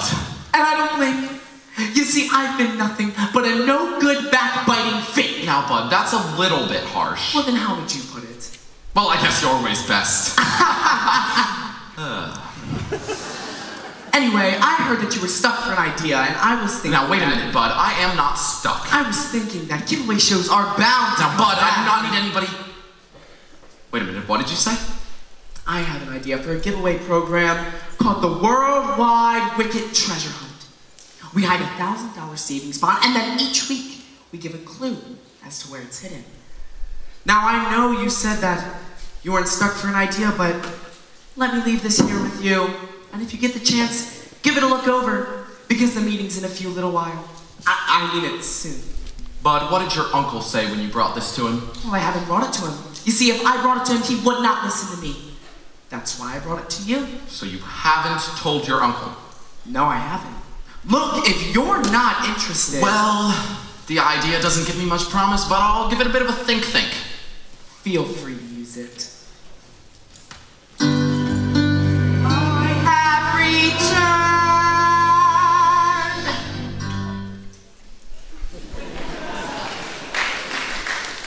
Treasure hunt could be a $1,000 bond. No, this idea needs some sort of a new twist. Ponty, I'm back. I changed my mind. Oh, hello, Miss Pilkington. Oh, I don't blame you for being cold to me, but I did change my mind. About what? About what I said in my letter. What letter? My letter of resignation. Your resignation from what? The Girl Scouts of America. Oh. Don't you realize I quit, resigned, left you forever? Why would you do that? Because I was hurt, humiliated, ignored, upset. Who did that to you? You. Me? It couldn't have been me. I haven't said as much as 10 words to you all week. True? True. Great. Now, Miss Pilkington. Must you call me that? Can't you call me Rosemary? No, and I want you to call me Mr. Finch until you're Mrs. Finch. Am I really going to be Mrs. Finch? Oh, come on. I thought that was all settled. I keep thinking maybe you forgot. Well, I haven't. You're going to be Mrs. Finch because we're going to be married. Now, can we get on to some serious matters, please? Oh, sure. Miss Pilkington, I have finally come up with an idea for a new television program. I call it the Worldwide Wicket Treasure Hunt. The prize will be an $1,000 bond. Do you think that's enough? Listen carefully, Rosemary. What would you say if we gave away $25,000? $100,000? $200,000? Darling, I don't care if you sold the whole company. I love you. Say that again. I love you. No, before that.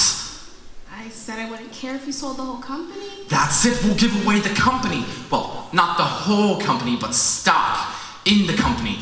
These days, people like stock more than money. I've got to have time to figure this out. I've got to think it over. He's got to give me a postponement. No, I'll go see him. Good luck, Mr. Finch. Thank you, Miss Pilkington. Say, why don't you take me out to dinner? Nobody has to see us. Miss Pilkington. I'm sorry, Mr. Finch.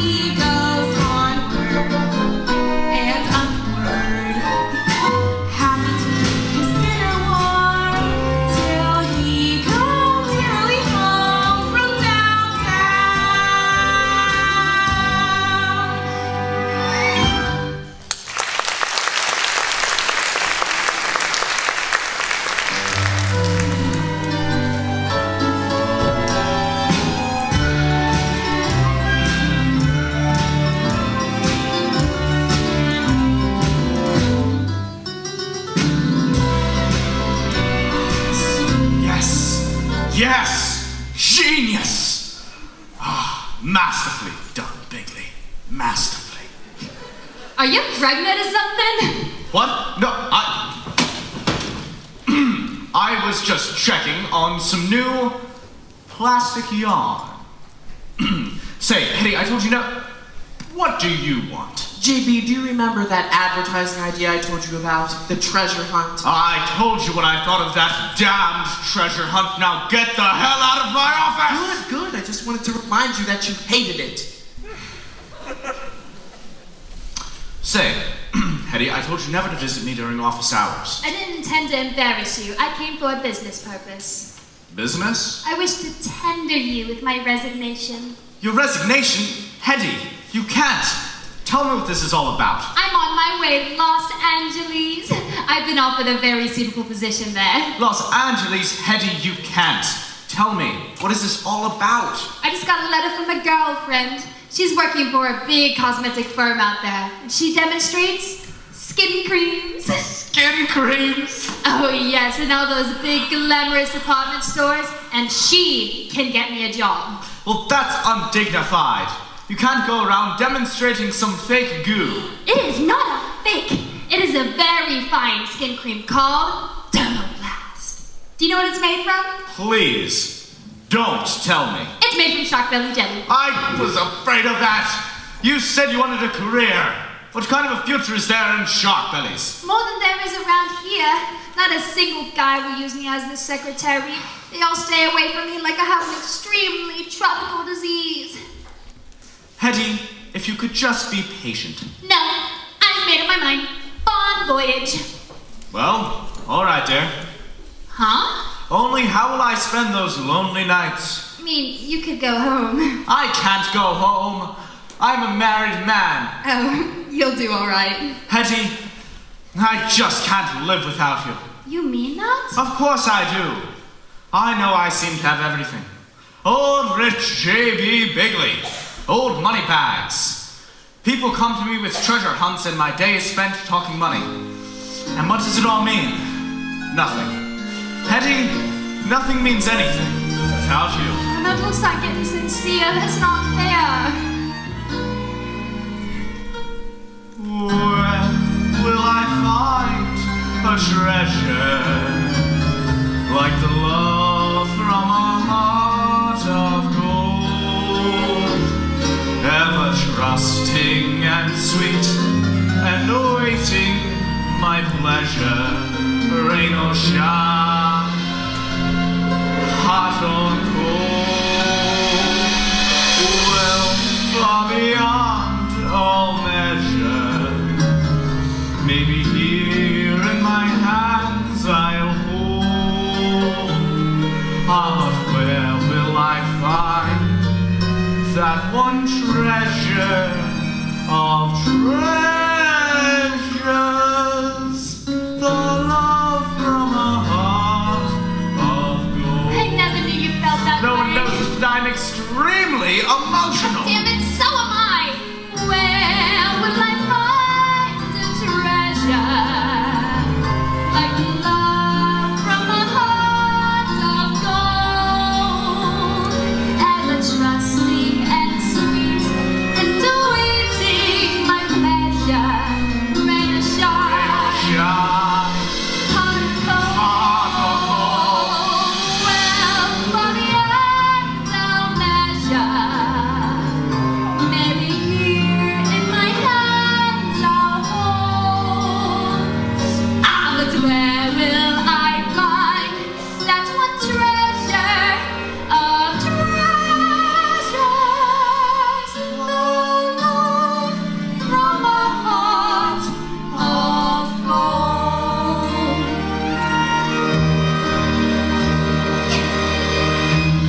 Oh, well, I knew you'd understand. Oh, I do.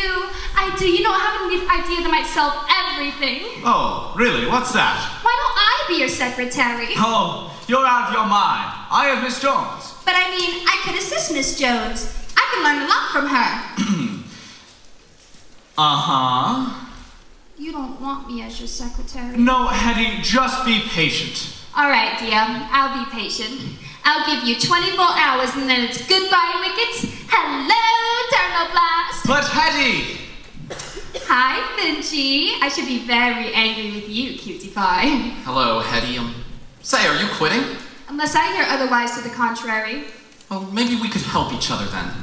Good, let's bust out together. Actually, I had something else in mind. But let's see, where would we go? How about my place? This is business. How about your place? Still business. All right, tell you what. Take me out and buy me lunch. How about 1 o'clock?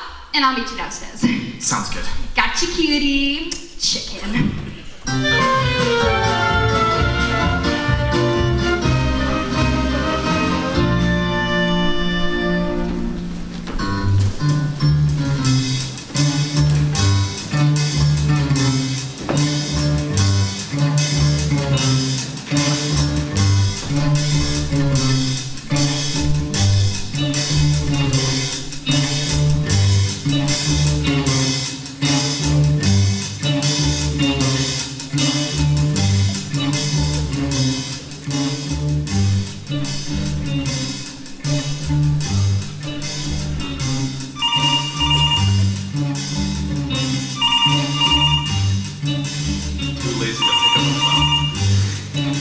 executive washroom, Mrs. Bratt.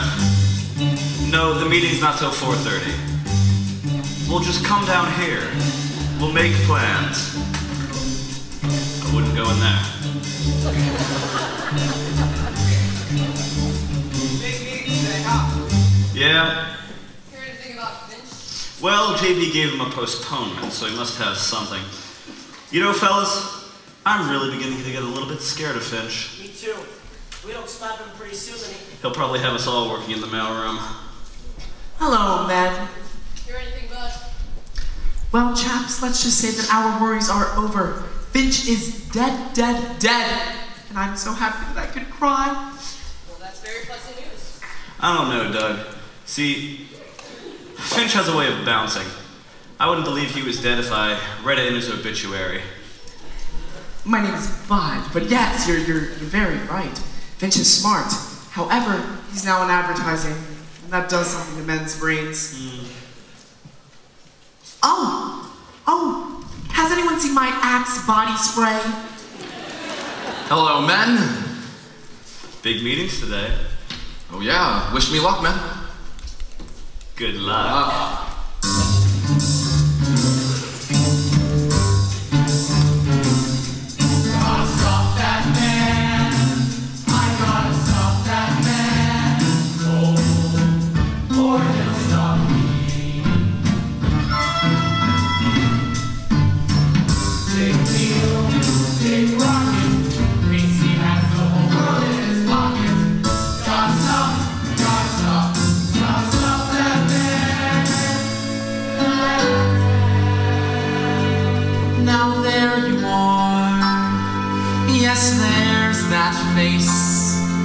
That face that somehow I trust. It may embarrass you to hear me say it, but say it I must, say it I must. You have the cool, clear eyes of a seeker of wisdom and truth. Yet with the upturned chin and the grin of impetuous youth,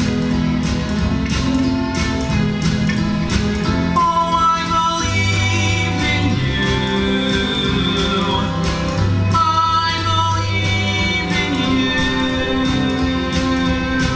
I hear the sound of good, solid judgment whenever you talk. Yet there's the bold, brave spring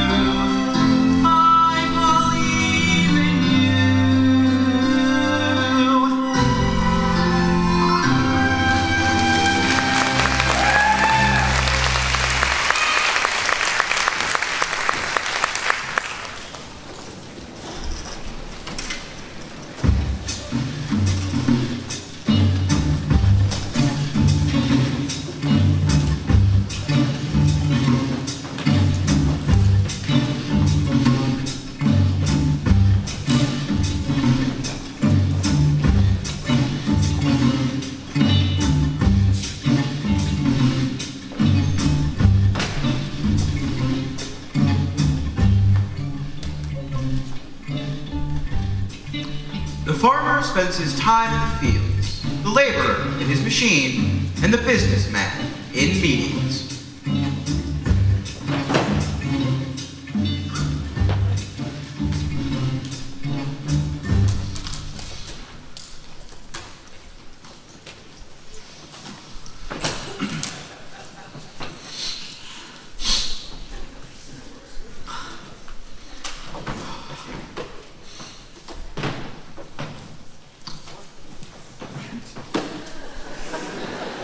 Gentlemen, where's Finch? Well, he's not here yet, sir. Ah, well, we've other business to attend to, so I suppose we'll just start with that. Bratt? Yes, JB? That stuff you recommended for my crabgrass doesn't work at all. I don't know what to tell you, JB. It worked beautifully on my crabgrass at home. Well, you better think of something new. Yes, JB. What we use on our crabgrass at home always works. Well, what do you use, bud? Cement! Just a little joke, baby. Gentlemen, forgive my nephew. He's a combination of youth, high spirits, and extreme stupidity. Oh. Yes? Oh, yes, we've been waiting for him. Send him right in. It's Finch.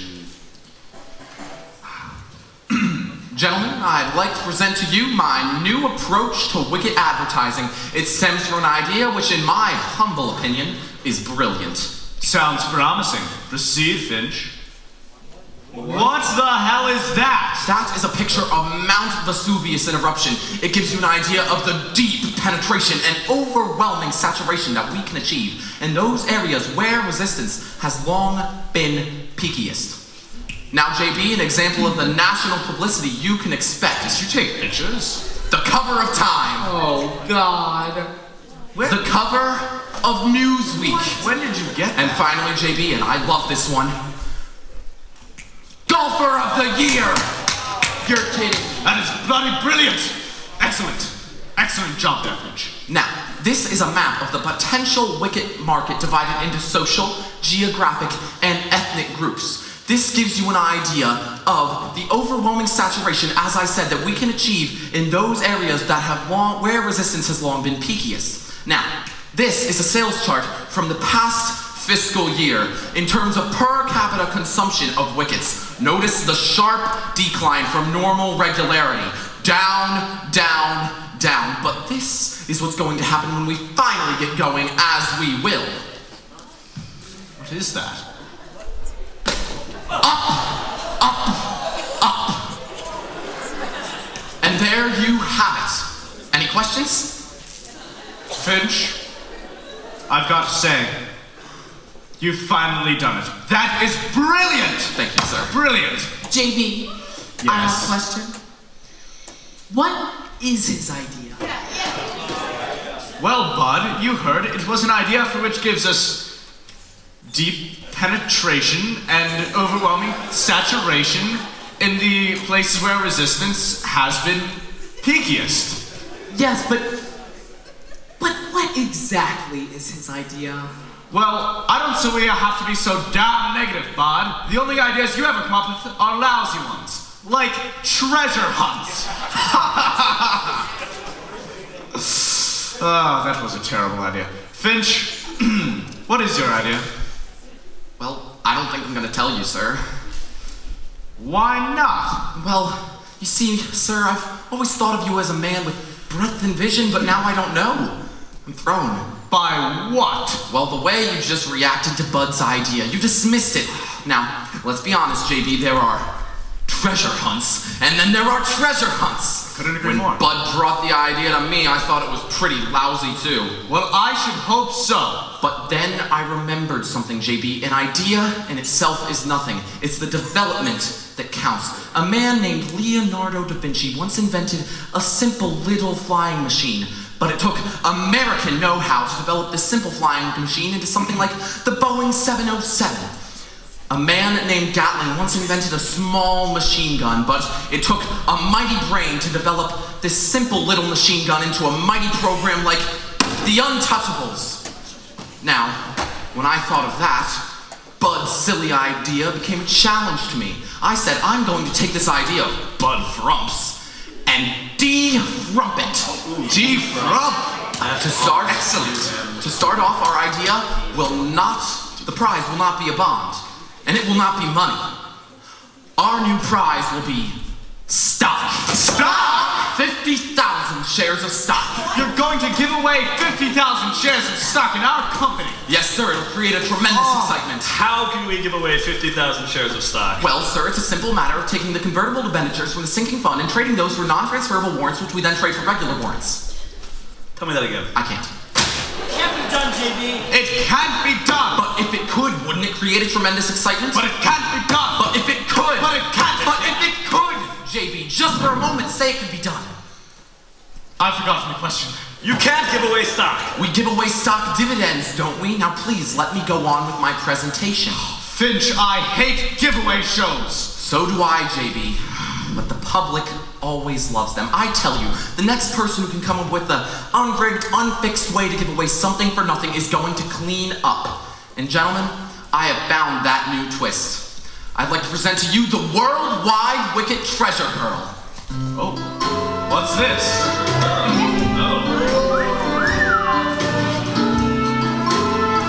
JB, this is my new twist. I'm combining greed and sex appeal. Can't miss. Go ahead, Hedy. Hello there, I'm the Worldwide Wicked Treasure Girl, and each week I'm going to bring you a clue to where the Worldwide Wicked Treasure has been stashed. Buried. Oh, yeah, buried. This eye patch gets me mixed up. Isn't this a cute outfit? I love it. Yes. Very nice, Miss LaRue. Now, of course, Miss LaRue is just helping me present the idea. Naturally. When we actually go on the air, we'll need a big name personality. Of course. Well, I'm leaving the firm anyway. Of course, I wouldn't if. Personally, I think that this would be a great opportunity for someone like Elizabeth Taylor. What about Queen Elizabeth? This is an American program, bud. Yeah, Doug. America. Now, JB, a beautiful treasure girl, plus 50,000 shares of stock. What do you say? I say that we see this madman off and be on with our business, JB. Gentlemen, and Miss LaRue, please wait outside. I'll handle this. This is madness. What about the SEC? What about the stockholders? What about the board of directors? What about the federal statutes? What about the Senate Investigating Committee? They're all just being petty. Finch, you know, I hate to say this, but you've completely missed the ball here. I don't understand, sir. Tell me, why does this treasure girl have to be some big-name personality? Sir? Well, how would it be if she was someone more identified with the company? A real worldwide wicked girl. That was pretty brilliant. That is a brilliant idea, sir. Say, why not Miss LaRue herself? Now that is a brilliant thought, JB. Instead of an artificial actress, we'll have plain, simple Hedy LaRue, the girl next door. That really was a brilliant thought, JB. Beautifully put, wasn't it? Say, Finch, where is this treasure buried, well, so to speak? Sir, I'm not sure if I should tell you. I mean, this show is going to be completely unrigged. Not even the treasure girl is going to know where the treasure is hidden. Well, as president of this company, I'd like to know. All right, JB. I'll give you the first clue that the treasure girl is going to give over the air. West of the sun, west of the moon, where is the treasure? Blow me a tune. What's that supposed to mean? Tough clue, isn't it? But if you'll take note, the first letter of each phrase is WWWB.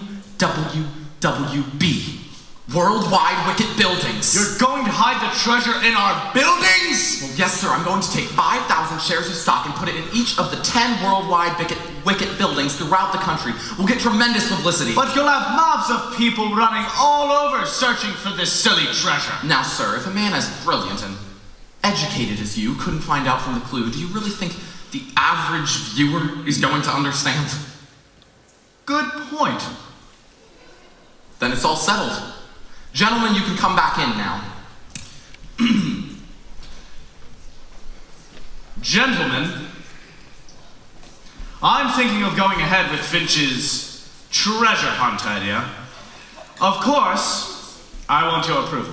Well, JB, if I may be honest with you, I think this is a completely crazy notion, and we should... I like it! I like it! We like it!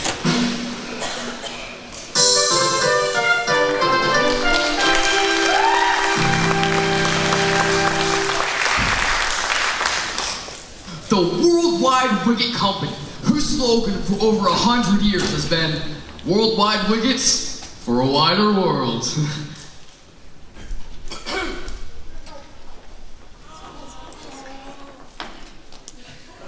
For a Wider World presents in living color,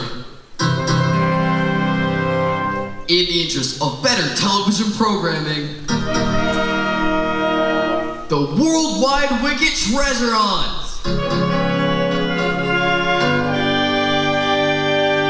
Now, for our opening number, we present an authentic traditional folk dance of the bold heart folk of the Spanish Main. Dance for your pleasure by the Jolly Wickets.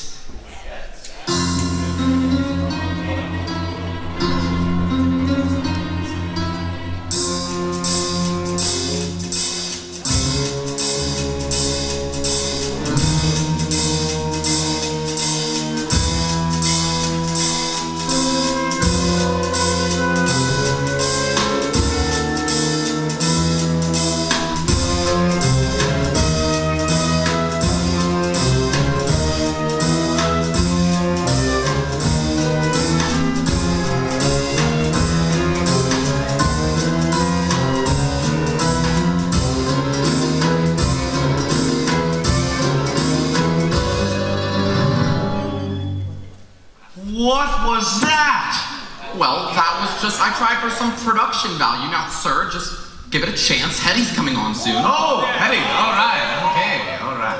What performance. Now, the moment you've all been waiting for. The Worldwide Wicket Treasure Girl. Wow. You know, it's really starting to get to me. I'm starting to wonder where the treasure is myself. Yeah. Where is it? Well, I can't tell you that. Only me and JB know that. Right, JB? Right. Ponty. Hello there. I'm the Worldwide Wicket Treasure Girl. And in 10 different places in this great country, there are buried 5,000 shares of stock, making a total of 50,000 shares of all. Now for the first clue. The first clue. The first clue is west from the sun. One more, Treasure Girl. This man is carrying a Bible. Will you please place your right hand on it? The right hand.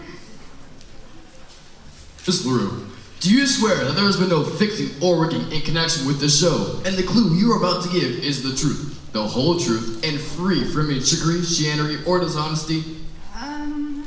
Is this the real Bible? Why, of course, Miss LaRue. What's wrong with her? She looks surprised. Well, she probably is. I wanted this part to be completely unrehearsed. That can be very dangerous. I, sir, think it's very effective. Now let's just watch.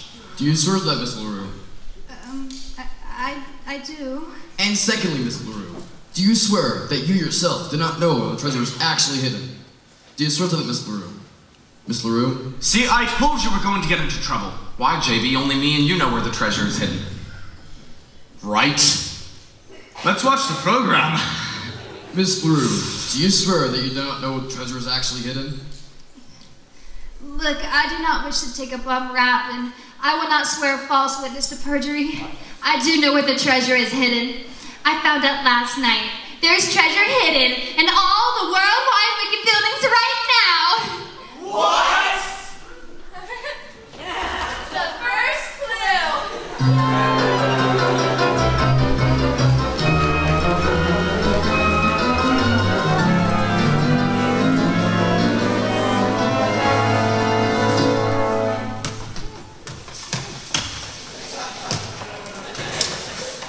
How to handle a disaster.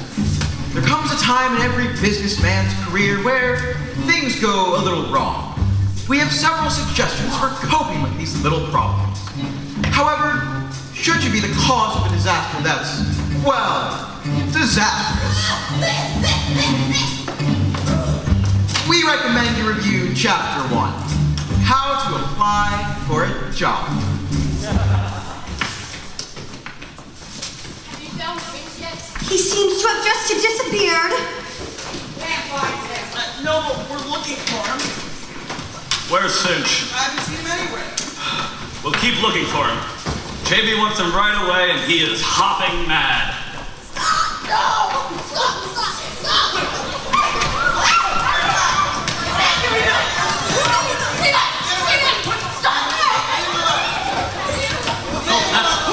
You stop! Put him down! Put him down! You stop! What are you doing? It's another treasure hunter! This little nutball tried to sneak past me 3 times! This little nutball is Mr. Womper, chairman of the board. Chairman of the board? Oh, Lord. They all look the same to me. I'm so terribly sorry that this has happened to you. If you just come with me, we'll go to JB's office. It's the one place they haven't trashed.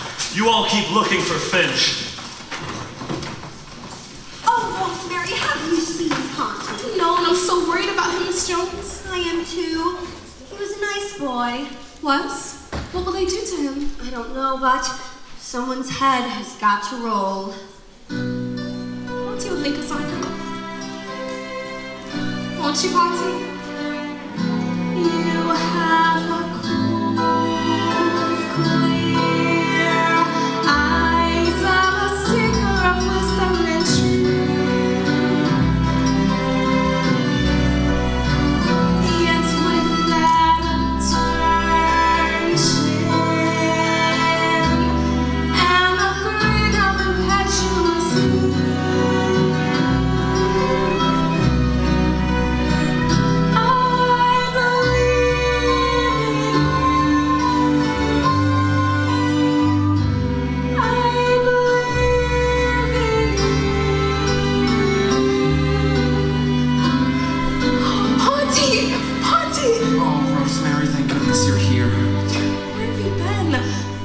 I was just out, walking and thinking. You have a bruise on your head. Yeah, well, I got it at the pub. They threw me out. Why would they do that? Well, because I didn't buy anything. The brutes. Why don't you go home? No, I've got to go in there and face the music.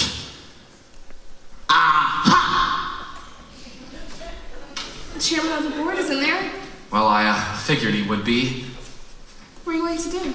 Well, what else does a man do when the world is collapsed around his ears? Nothing. I'm just gonna sit there and take it. Ponty, I know what that mind of yours. No, Rosemary, I'm putting that mind of mine away. I'm gonna have to go back to what I did before I came here. What were you? Oh, well, I was an exterior... No. Look, I can't even tell you the truth. I was a window washer. So what? I don't care what you do, Ponty. I'm sticking. I walked out on you once. Wait, you did? Well, I'm not going to do it again. Rosemary, you can't be the wife of a window washer all that time sitting at home while I'm up there, you never knowing if I've landed safely. Now listen here, Finch. Finch, you wanted in JB's office. Well, I thought I'd wash up first. They want you now. Good God, Bud. Can't I even say goodbye to Rosemary first? Fine. Rosemary, goodbye. Come along. Rosemary, I'm so sorry. I wish none of this had ever happened. Ponty.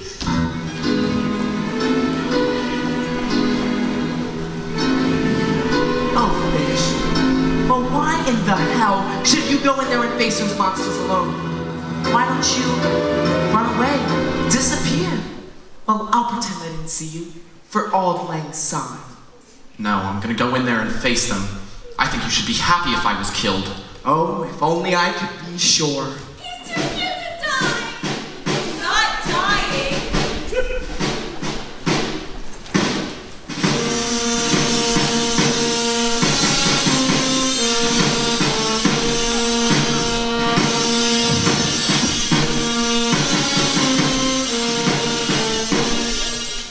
JB, there you are. All of our key men are here. Men, I believe you know Mr. Womper, chairman of the board.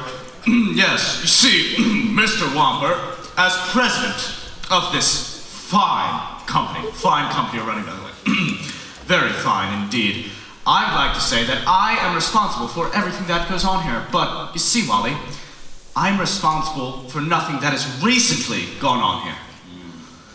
Yes, and you'll soon see where the responsibility for all of this lies. Have you found Finch yet? They're bringing him in. Ah, you'll soon see, Wally.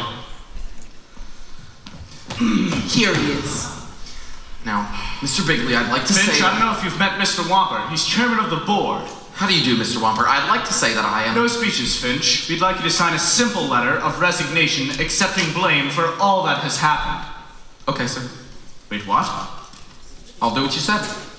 This isn't one of your games, is it? No, sir. I'm done with all that. Now I'm going to resign and take the blame and go back to what I did before I came here. Well, what did you do before you came here, Finch? Oh, well, I was a window washer. A window washer? No kidding. I was a window washer myself. You were? What the hell did you think I was, a rail splitter? Oh, college man. So you were a window washer? Yes, sir, Mr. Womper. Please, call me Wally. Okay, Wally. Now, Finch? Call me Ponty. All right, Ponty. Boy, it's been a long time since I've been able to talk to anybody around here. How'd you happen into this business, anyhow? Oh, well, I had a book. No kidding. I had a book of my own. It was a book on how to succeed in business. No kidding. My book is a little more useful than that. I used to book bets for all the other window washers. 8 buildings trashed. Our stock is down 5 points. We're the laughing stock of the industry. I know, Wally. It's ghastly. How did this happen, Ponty? I can understand a college man pulling a boner like this one, but you, a window washer? Now, this idea of yours... Now, wait a minute, Wally. If there's one thing that I will not do, it is take credit for another man's idea, especially when he's the boss's nephew. No kidding. Nephew? You never told me you hired your nephew. Nephew? No. He's not really my nephew, Wally. You see, he's my wife's nephew. This is not nepotism at all, Wally. I can guarantee you that. I don't really like him. In fact, Wally, I hate him. No kidding? Then why do you like his ideas? I don't like his ideas. When he first brought me this idea, I said it was a lousy idea. And then when Finch brought it to me, I still thought it was a lousy idea. So what made you think it was a good idea? It seemed like a good idea. Treasure hunts, treasure girls. Well, he dressed it all up. He can't help but admit that the idea for the treasure girl was his. Yeah. Well, yeah, that's true. That's true. The treasure girl was my idea. No kidding, and not a bad one. But who the hell hired that bubble-headed tomato? No kidding. Okay, Wally, you see, she's a very, very, very nice girl. You ought to meet her sometime, yeah? No kidding? Yeah. And I intend to. Okay. Now the only thing left to do is to figure out what to do and who to do it to. Now, Wally, before you go making any hasty decisions, I'd like to say a few words. No kidding? About what? Humanity. You see, Wally, even though we're all part of the cold corporate setup, deep down under our skins, there is flesh and blood. We're all brothers. Some of us are uncles. Now you may join the Elks, my friend, and I may join the Shriners. Still other men may carry cards as members of the diners. Still others wear a golden key or small Greek letter pin. But I have learned there's one great club that all of us are in. There is a brotherhood of man, a benevolent brotherhood of man, a noble tie binds all human hearts and minds into one brotherhood of man. Your lifelong membership is free.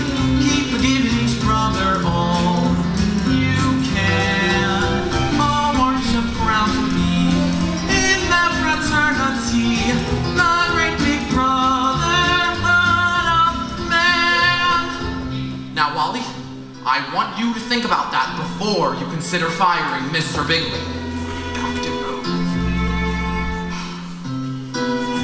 You see, Wally, one man may seem incompetent, another not make sense.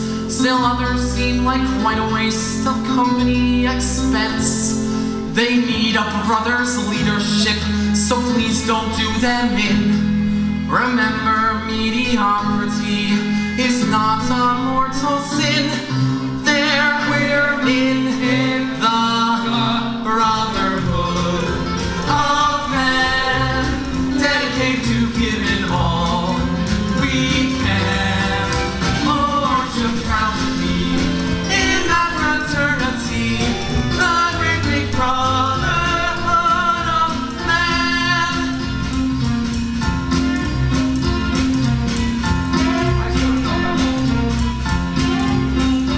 No kidding.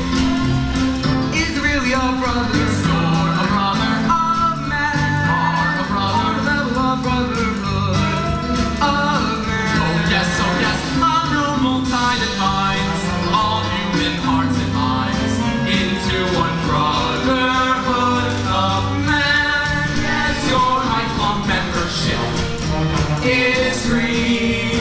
Keep giving each brother all you can. Oh, aren't you proud to be in that fraternity, the great big brotherhood of men?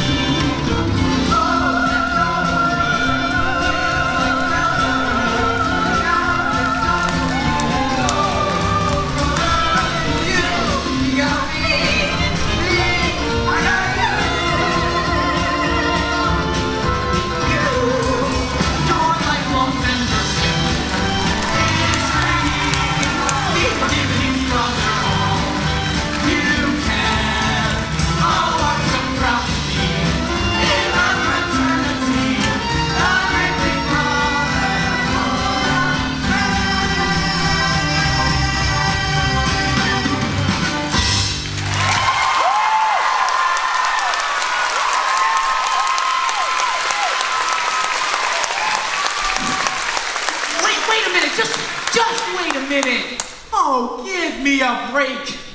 We were always the best of friends, Max. And don't you remember the date service? Oh, you I never liked, either one of you. But I can make it worth your while. I mean... Oh, no, I can't. It doesn't pay to be good. No, you can't take me. I'm just a boy. I'll get sick. No!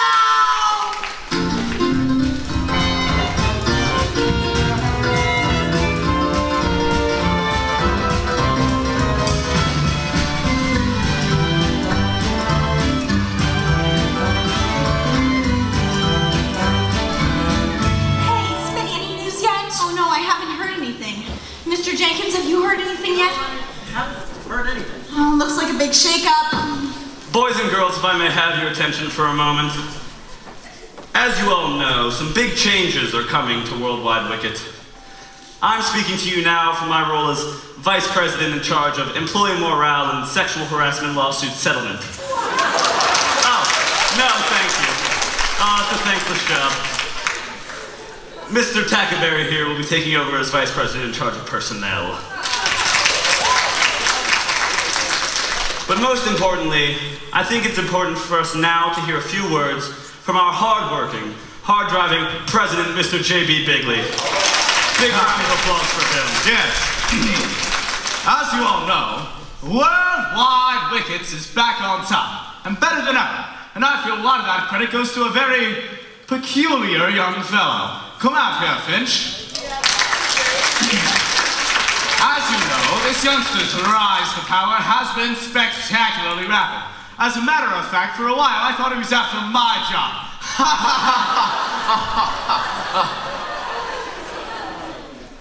But luckily for me, he didn't want it. Oh, no, don't worry, sir. Your job is much too tough for me. Now, I'd like to say that if there is any credit due for our company's success, it is to go to a great man and a great humanitarian, the chairman of the board, Mr. Wally Womper. Now, incidentally, folks, Mr. Womper is here today with his new wife, so let's get them both out here. Mr. and Mrs. Womper. Now, Wally told me that he didn't feel like making any speeches, but I have a surprise announcement to make about him. Mr. Womper is going to be retiring as chairman of the board and taking his wife on a honeymoon trip around the world. Sweetie, what a surprise! You didn't tell me. Well, I didn't know. Well, what the heck? It doesn't seem like such a bad idea. Now I get to concentrate on you. No kidding. Oh, so sweet. Say, Wally, who's gonna be the new chairman of the board? As if I already didn't know. Now, hold on. I don't know if I can accept. I'll have to consult Mrs. Finch first. Rosemary, your hubby is calling. Hallelujah. Rosemary, they want to make me chairman of the board. What do you think? Darling, I don't care if you work in the mailroom or you're chairman of the board or you're president of the United States. I love you. Say that again. I love you. No, before that. Miss Jones, send a wire to the White House. Watch